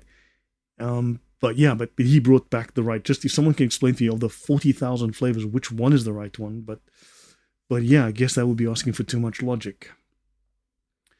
So, had to take dog to the vet real quick. I'm back. Welcome, Artsy Fartsy. So maybe Luther took puberty blockers to ensure he enjoyed poop jokes his entire life. Yeah, he's definitely at the Adam Sandler, actually it's Adam Sandler minus a million level of humor. I imagine I just missed Luther being foul again. Oh yeah, he was foul. Is there a connection with the desecration of Catholic churches with poop in France in present time? Is this all similar? I mean, this is something I think that was tied to the Reformation, to the French Revolution. And think about it. This is desecration of this. This is the profane. This is the desecration of the sacred. Martin Luther is here indulging in what we would consider satanic and utterly profane. And he's claiming that he speaks for God. He speaks, the word of Jesus are dripping out of his mouth, right? He's a prophet. This is exactly the opposite. And people are going to look at this and go, Lloyd, you're a liar. You're a liar, Lloyd. You're just lying. And then they're like, and that's an argument. That's not an argument. Okay? So the latrine was something of a playground for the devil. Then why in the absolute fuck did Martin Luther spend so much time in the toilet? Obsessing about poop. Excuse me, but this makes me angry. You do not understand how I have to read so much of this crap. Okay? It upsets me to have to read all of this nonsense. So if the latrine is a playground for the devil, which Islam teaches too, by the way, that's a Muslim thing, and Martin Luther was definitely into that nonsense, why was he spending so much time obsessing about the devil's poop? Okay, let's continue. It's demonic. Yes, Roxy. So, I can see why I'm not invited onto Catholic talk shows very often because of maybe the way I speak. Heck, it can't make me very popular to talk about topics like this, and yeah. Okay, so for instance, let's see, the latrine was a playground for the devil. In Luther's discussions of his relationship with the devil, we see how strong this association was. Before Christmas 1531, he recorded thoughts on a conversation. This is Martin Luther's conversation with the devil. The devil says, "You, monk, on the toilet, you may not read the matins here." Right? You may not read the matins here. And the monk, Luther, says, I am cleansing my bowels and worshipping God Almighty. Let me rephrase that. I am taking a shit and worshipping God. Okay. Someone please tell me if that makes sense. Hi, Satan. This is where I worship God while I take a dump. Now, maybe it's legit. Heck, I don't know. Someone tell me, but maybe when you read the Church Fathers, when you read the New Testament, does St. Paul talk about, you know what, Jesus spoke to me while I was taking a shit? I'm sorry about the language here, but think about that. Run that through your mind for a moment. Imagine St. Augustine. Imagine St. Thomas Aquinas. I was communing with God while filling the blank there. Think about that. Do we see this anywhere else? But this man is the hero of the Reformation, the man who brought truth and justice and greatness and holiness back into the church, who defended the truth of Christianity against the corrupt. What the fuck is that? Sorry, but that is insanity. This is disgusting. And this is the man who created the Protestant religion that millions of people follow today. This, man, it makes me angry. So anyway, let me finish this. The devil says, you monk on the latrine, you may not read the matins here. Monk, I am cleaning my bowels and worshipping God Almighty. You deserve what descends and God what ascends. So Satan deserves the thing that descends, which is the poop, and God what ascends. Well, we know the smell ascends. So is he saying, am I reading this right, that God deserves the stink? Or is the toilet the appropriate place to do worship? I've checked the church fathers, and I haven't found any of them sort of like do their prayers in the toilet. I find that they tend to go to church and they pray in front, stuff like that. Just regular, normal, everyday things that don't hurt my brain. But this hurts my brain. So for Luther, God was ubiquitous and could be worshipped anywhere. Yeah, I think we've now established a whole new standard in theology, a very low, very smelly standard. But this is the founder of the Protestant Reformation. Neil D says, this is a weird conversation between Satan and Luther. So understand, this, look, for me, this is therapy. Talking about this, having read all of this stuff, having a bunch of things that I still need to talk about. I've got a pile of material to go through. It makes me angry. And this is like my therapy to just get it out of my head and say, look, people, this is real. This the guy actually said this stuff. To even mention, Kyrie eleison says, to even mention worshipping the king of the universe while dropping a deuce is just disgusting. I second that. So Eric Braun says, fecal substitutional atonement. Yeah. What ascends? The hell he's talking about? Yeah, exactly, Mr. Rock. So yeah, guys, yeah. Can't say it's a common thing to do, says Just Janice. Yeah. So Neil D says, instead of using the biblical rebuke, he says, hey, I'm going to chase you away with my poop, with my very, very effective Christian pooping, I guess. So let's see, Bro Lloyd. This Ismail McDuffie. What's the true understanding as I was raised a Baptist? I want to learn more to be able to help my family. Look, to be honest, just start reading the Church Fathers. Maybe read St. Irenaeus. Maybe start with that, St. Irenaeus on Against Heresies. Just read a nicely modernized translation of St. Irenaeus Against All Heresies. That might be interesting. You're going to find a great number of Protestant parallels in St. Irenaeus's Against the Heresies. So Rick says, Luther can no longer hide. So let's continue. Let me see if I can finish this. Let me see how far I can go. Because the Lutherfer thing finishes... Okay, 43. I've got 13 more slides. Let me see if I can go further. Okay, so let me continue here. So God was ubiquitous and could be worshipped anywhere, even on the toilet, especially on the toilet. In fact, Martin Luther had major theological inspiration on the toilet. Sola Fide came to him while he was taking a poop. Okay, so in Luther's thinking, his adversary, the devil, threw every argument at Luther to keep him from enjoying salvation and trusting in God, associating the devil with the latrine and with all things fecal. Luther quipped back to the devil that God deserved Luther's praise, or maybe Luther meant God deserved Luther's stink from his poop. I don't know, I could be wrong. Luther often had yelling matches at night with the devil. So Luther would have loud shouting matches with Satan while he was taking a dump at night. These battles were more vehement before he had the revelation about justification by faith and not works. So Martin Luther calmed down after one day while taking a satisfying dump. He created the doctrine of Sola Fide. It hit him like a thundercrap.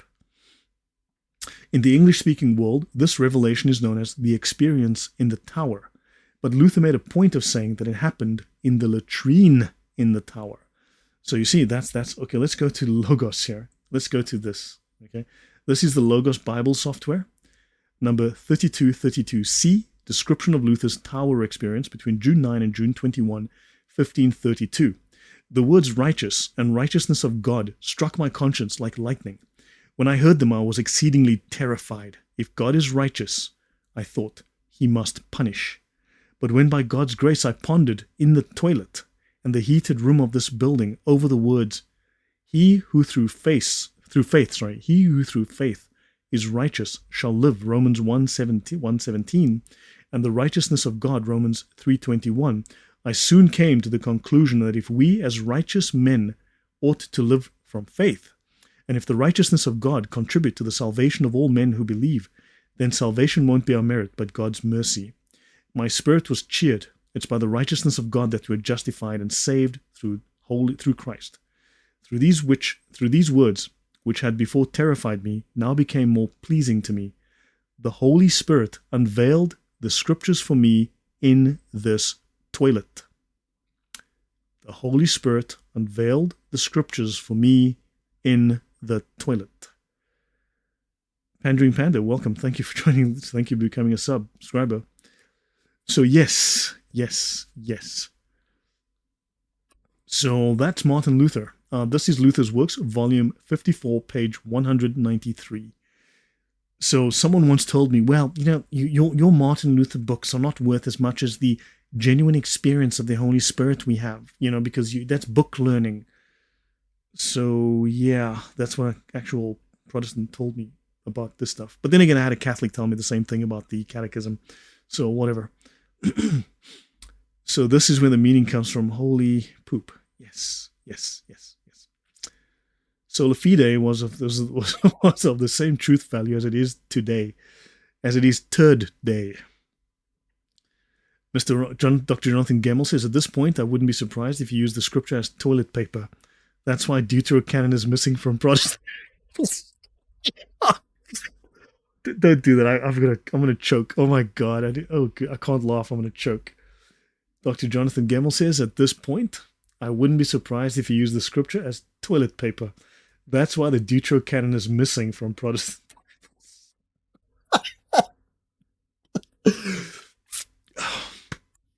You won the internet today. Yeah, that would explain the gap.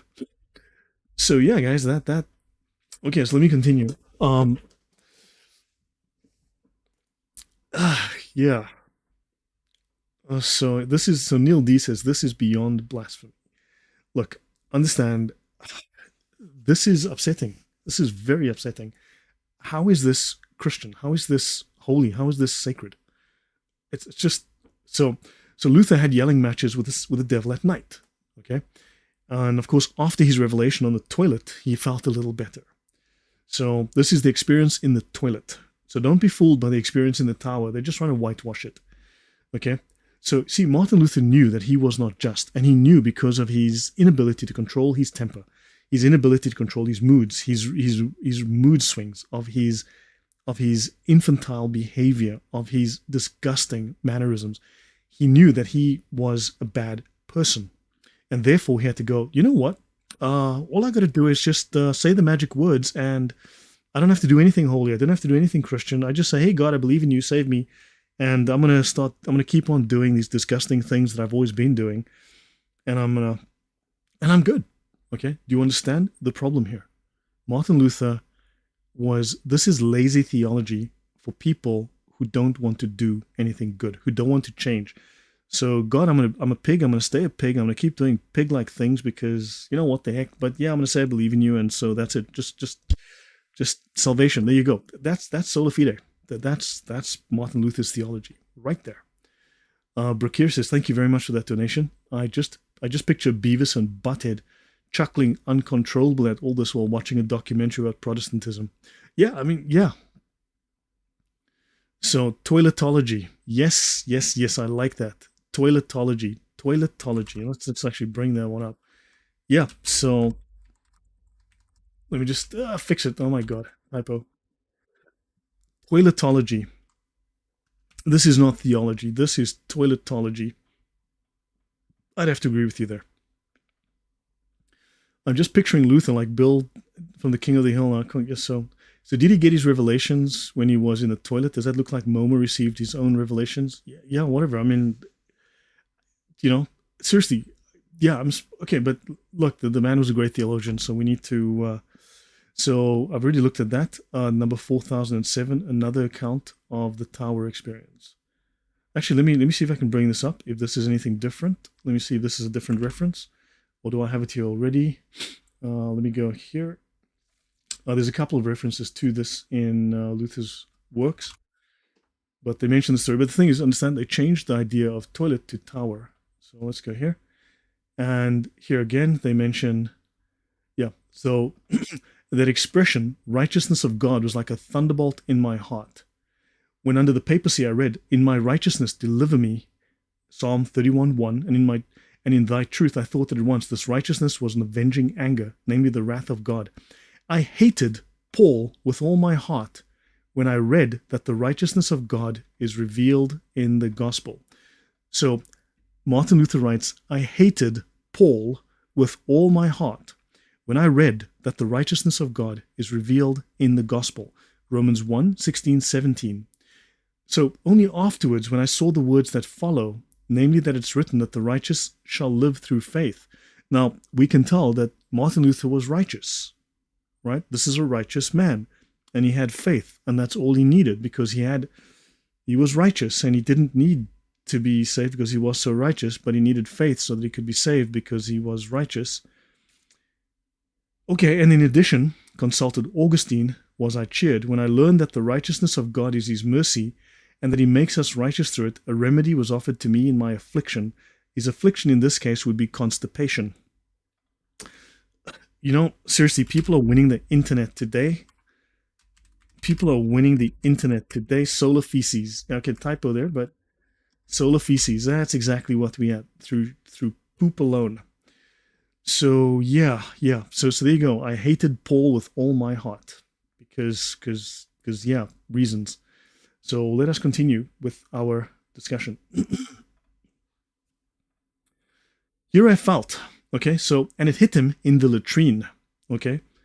Latrine, you guys might have seen that movie with Val Kilmer. Latrine, okay? Le chocolat mousse and latrine. Well, this is comedy for sure, comedy gold.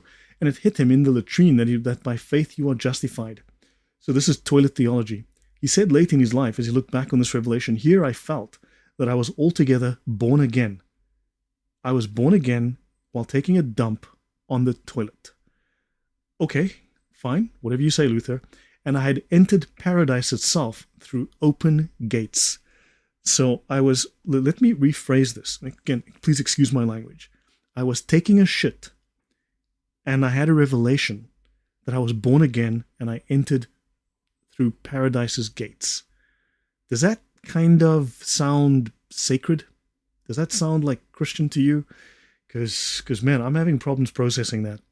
Luther made the point of this revelation having reached him in the latrine, because this was where the devil was believed to loiter. So here's my question. How do you know it wasn't Satan talking to you, Mr. Luther? Dr. Martinus Luther, how do you know that wasn't the inspiration of Satan whispering in your ear or up your ass or whatever was happening? So this made the revelation doubly powerful, for God had not only released him from the theology of works. So Satan said to him, you don't have to do anything good. Just believe in God.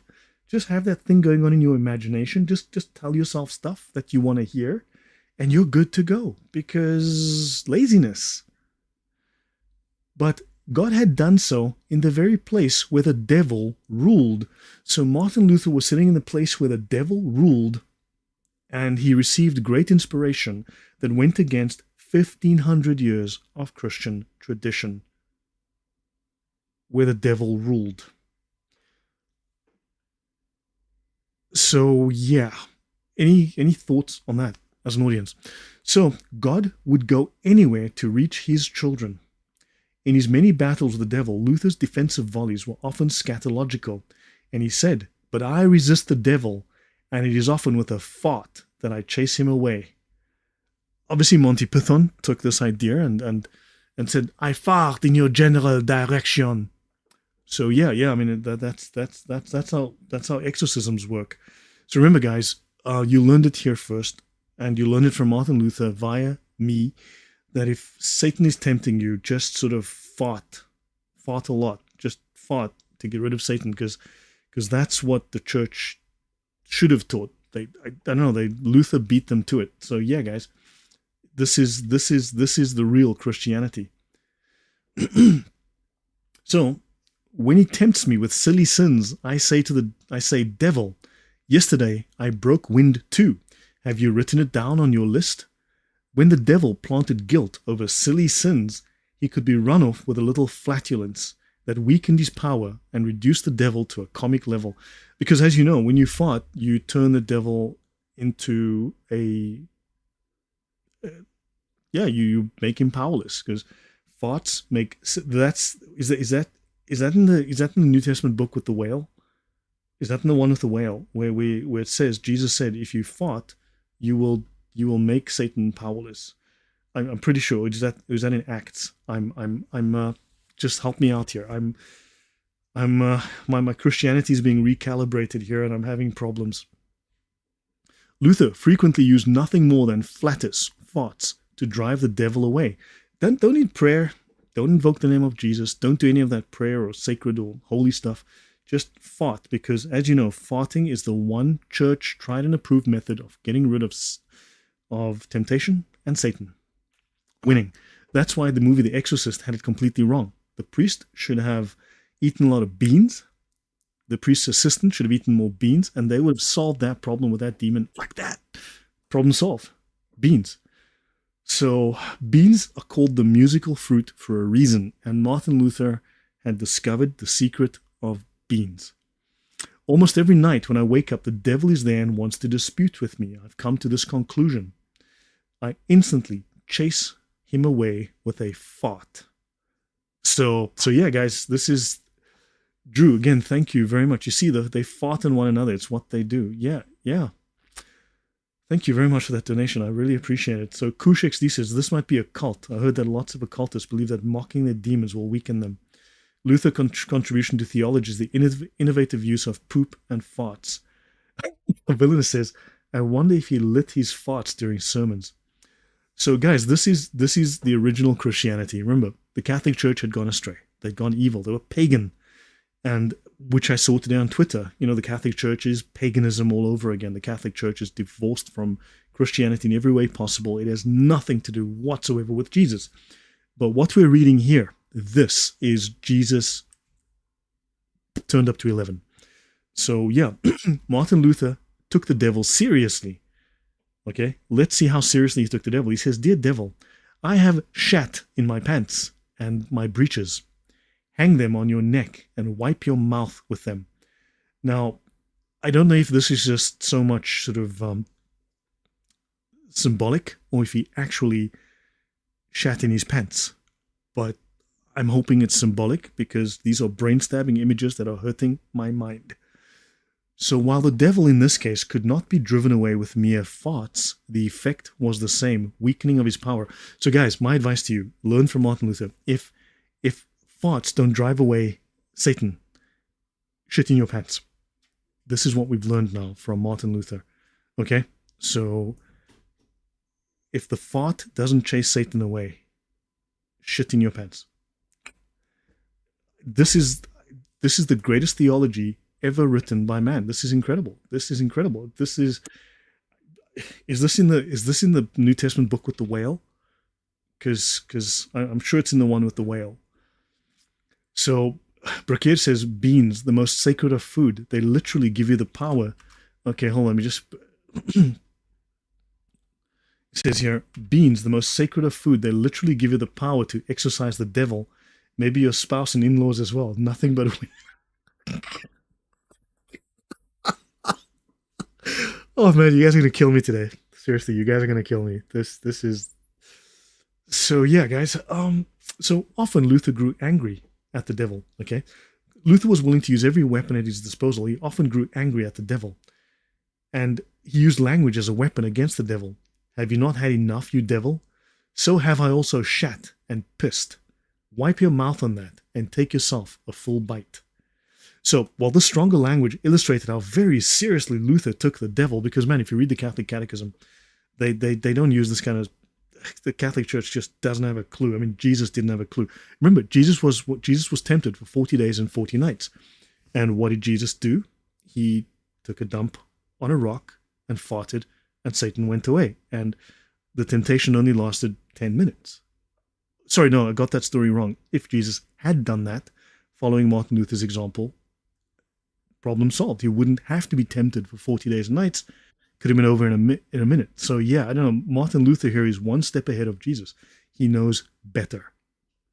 So yeah, guys, please excuse my sarcasm here, but this is disgusting. Do you understand the implications of this? This is the kind of stupid implication that you can derive from this, because stuff this disgusting. This gets worse, yes.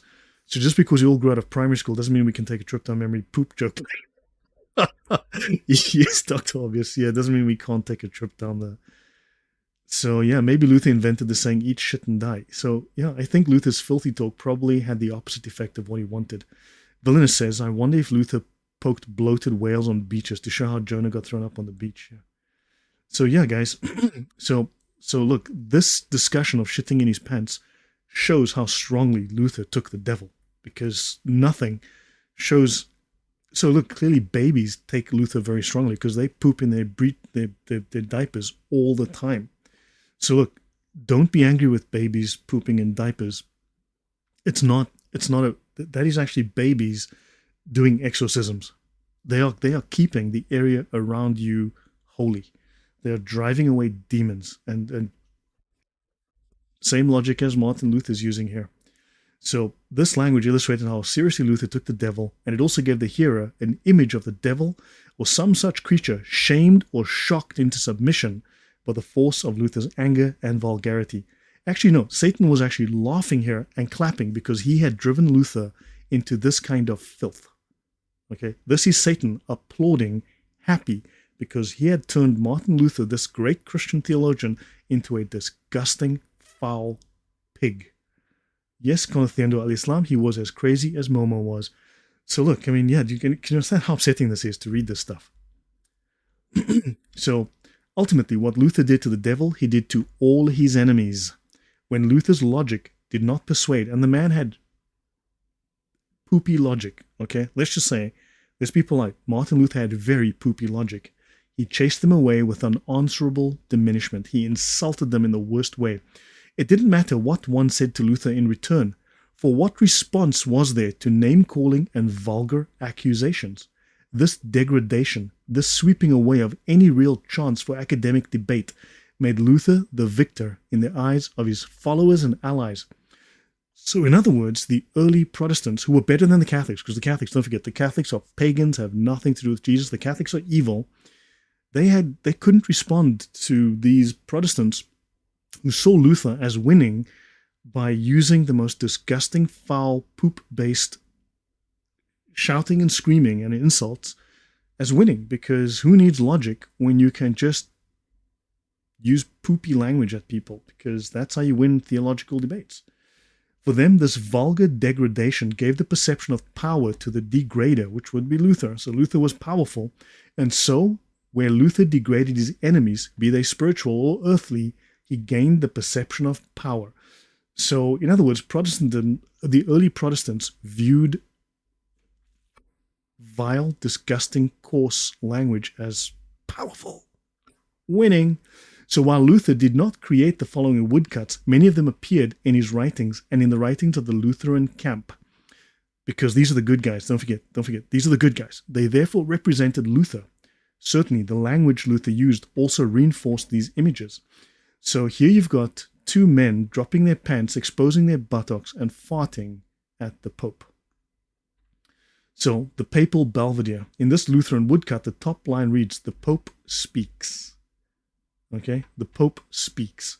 As these peasants bare their buttocks and release farts in answer to the Pope's decree, we see reinforced Luther's frequent comments about the Pope, to whom he often referred as Pope Fart Ass, amongst other things.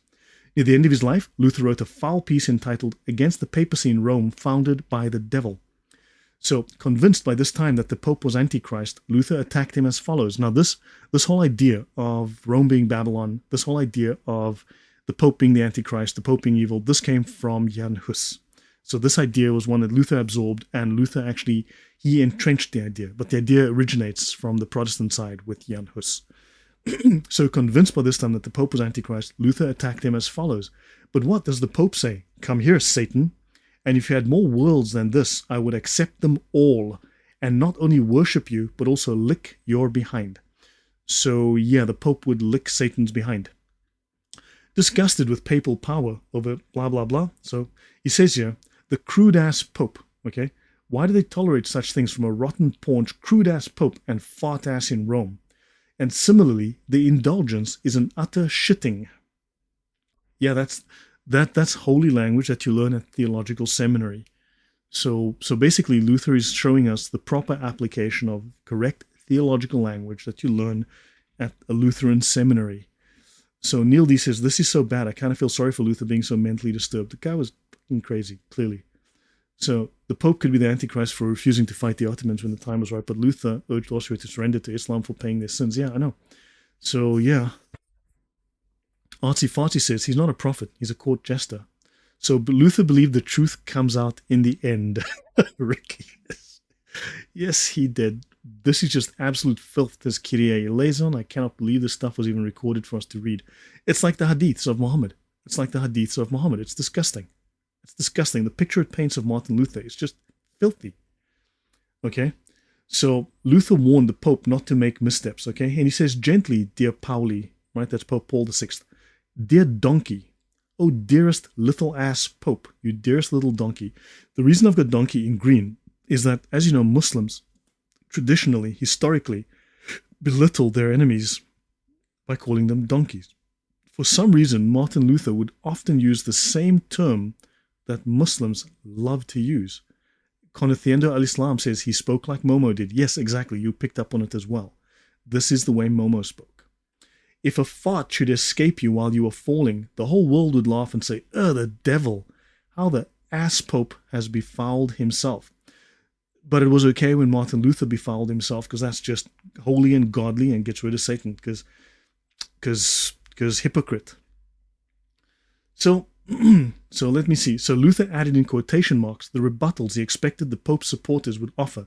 So here Martin Luther writes what he thinks his enemies would have written in response. "Silence, you heretic. What comes out of our mouth must be kept. Listen to what we say, in other words. I hear it. Which mouth do you mean? The one from which the farts come?" Yes, that's so smart, Luther. That's like a 5-year-old. You can keep that yourself. Or the one into which the good Corsican wine flows. Let a dog shit into that. So yeah, that's Martin Luther at his 6-year-old best. So yeah. So this farting ass in Rome, what else can he do? He farts out of his stinking belly. So it's bad when the Pope does it, but when Martin Luther does it, it's actually just holy exorcism. It's Martin Luther purging the devil and bringing sacred peace back to the area, because this is getting rid of Satan. But when the Pope farts, it's bad. When Martin Luther does it, it's holy shit. Quite literally, because Martin Luther's shit obviously did not stink. Real trauma. Yes, Ariel, a real trauma. So yes, look, again, we're adults here. But what am I to make of this? What do we think of this? Okay, so let's continue. Late in the document, Luther toyed with the Pope. Okay? "I was frightened and thought I was dreaming. It was such a thunderclap. Such a great horrid fart did the papal ass let go here. He pressed with a great might to let out such a thunderous fart, it's a wonder that it did not tear his whole and belly apart." So scatology had been a part of Luther's speech from his young days as a monk. Great monk, fantastic monk, superb monk example. There was no answer to such mockery. There was no argument in it except that the Pope's arguments were nothing but flatulence and feces. I don't know how this woman can conclude that this is Martin Luther using great intelligence, erudition, and an incredible command of language. Rebuttals, Cheryl Cope, another good one. Oh my golly. That was brilliant. Rebuttals. Yes, rebuttals. Yeah. So, one human making fun of any human farting is like Luther never grew up. Yes, Neil. Adolf Hitler had a serious flatulence problem too. That's a fact. That's interesting. We have a source for that. I'd love to know. Lots of interesting new words. This man was completely depraved. Yes, Rick Bass. Completely depraved. And still the Pope gave Luther 60 days to recant after all he said. Yes, yes. Luther sounds like he holds the attributes of body dysmorphia. Yeah, the guy was just crazy. So, oh, Roseanne says, okay, great. So, okay, let's continue. So, Kyrie eleison. So, okay, let me see. Yeah, guys, so let's continue. Rebuttals. Yes, I said. So, okay, so to his adversaries, this must have been seen as childish, and as Luther retreating down a wall of offal so foul that no one would bother to come close enough to fight back. To Martin Luther's followers, however, especially those less interested in theology than in German independence, political independence, make a note, this kind of argument must have been music to the ears. So yeah, so Protestants really just preferred the sound of farting to actual theology. So welcome to the founding of the Protestant religion. Founded in the toilet. In a sense, quite literally. So let's have a look here. This is a demon, a she-demon, farting out, taking a dump and farting out the Pope and the Pope's friends. Here's the Pope suckling at the breast of Medusa, of a Medusa-like demon. So this is the Pope being tended as a baby by a demon, and this is the Pope and all of his followers being shat out of a demon's butt. So yeah, yeah, Luther did analyze this theology way too much. So the birth and origin of the Pope, 1545. This fecal association of the Pope with the devil was taken to extreme. Not only were his arguments nothing more than flatulence and feces, but the Pope himself was fecal matter. The Pope in this image has been born out of a she-devil's rectum, and received his nourishment and care from another demon. That what the Pope consumed came from the body of a she-devil implied that what was inside him was demonic, and that he was born rectally rendered the Pope living excrement. And there was no possible answer to this. How could one respond? The only response available to such arguments was to fight fire with fire, but the Catholic side either did not understand the power of such imagery to shape the opinions of people in the strata of German society, or the Catholics refused to pander at this level. Now here's the thing, Martin Luther was seen as a hero. His followers, his fellow Protestants, saw this as righteous, as justified, as heroic, as Christian. Don't forget, as correct. Now, I don't think any of you here who are watching this would view this as Christian, but these supposed founders of the Reformation, these fathers of the Reformation, viewed this as holy, as righteous, as Christian. And this is demonic. And so this is what the Protestant Reformation or Protestant Revolution was founded upon. This disgusting nonsense. All I can say is Luther seems pretty crappy. Yes, Prakir. So guys, let me stop here. This only goes on for a few more pages, but I'd rather just give it a miss for the rest. It only goes on for a few more pages, but it's a lot. So it's like 10 more pages. So let me stop here. N75 says, these are not fathers, they're fakes. And I fully agree with you there. This is the kind of imagery, this is the kind of thinking that existed in their minds. This is what was part of their psyche. This is part of their soul. This is part of their language. This is how they expressed themselves. This is what they thought was righteous and Christian. This is anything but. This is disgusting. And this is the foundation of the Reformation. So, in the words of Thomas More, no buffoon was ever found who exceeded him. so stolid a bearer of blows that he will thrust filth into his own mouth, which he spits out into another's bosom. Martin Luther will thrust filth into his own mouth, which he spits out into another's bosom. So N75 says this is what Jesus and Paul warned us about. So Roxy says Protestants don't understand. It's a new religion like Islam and Mormonism. Yes. So yeah. Neil D says, imagine the cope they had to go through to hide all this from Reformation textbooks. Yes, yes, and yes. That's why I'm talking about it. That's why I've upset various people, and I have a few less friends on YouTube these days because of me discussing these issues. Polo Down says, this is comedic gold. So guys, I will call it a night here. I'll continue another night, probably on Wednesday. So what is today? Monday. So Wednesday, tomorrow, no. So guys, yeah, I hope you've learned something useful. Please share this. Tell people about it. Share it with others. Please do share the link to the channel and help to grow the channel so that people can get the facts. These are unpleasant facts, but these are facts nonetheless. This is the truth that we need to know so we can make decisions, so we can learn. So Rick Filmmaker says, sorry, it's amazing to me that Luther's teachings got any traction. He took advantage of the uneducated. Yeah.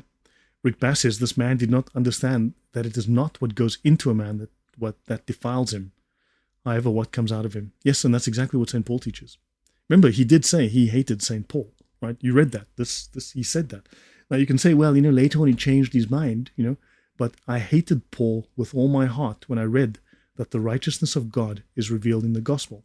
That's why he had to change the gospel of Paul and add the word alone, and suddenly get rid of works and then speak only about faith, right?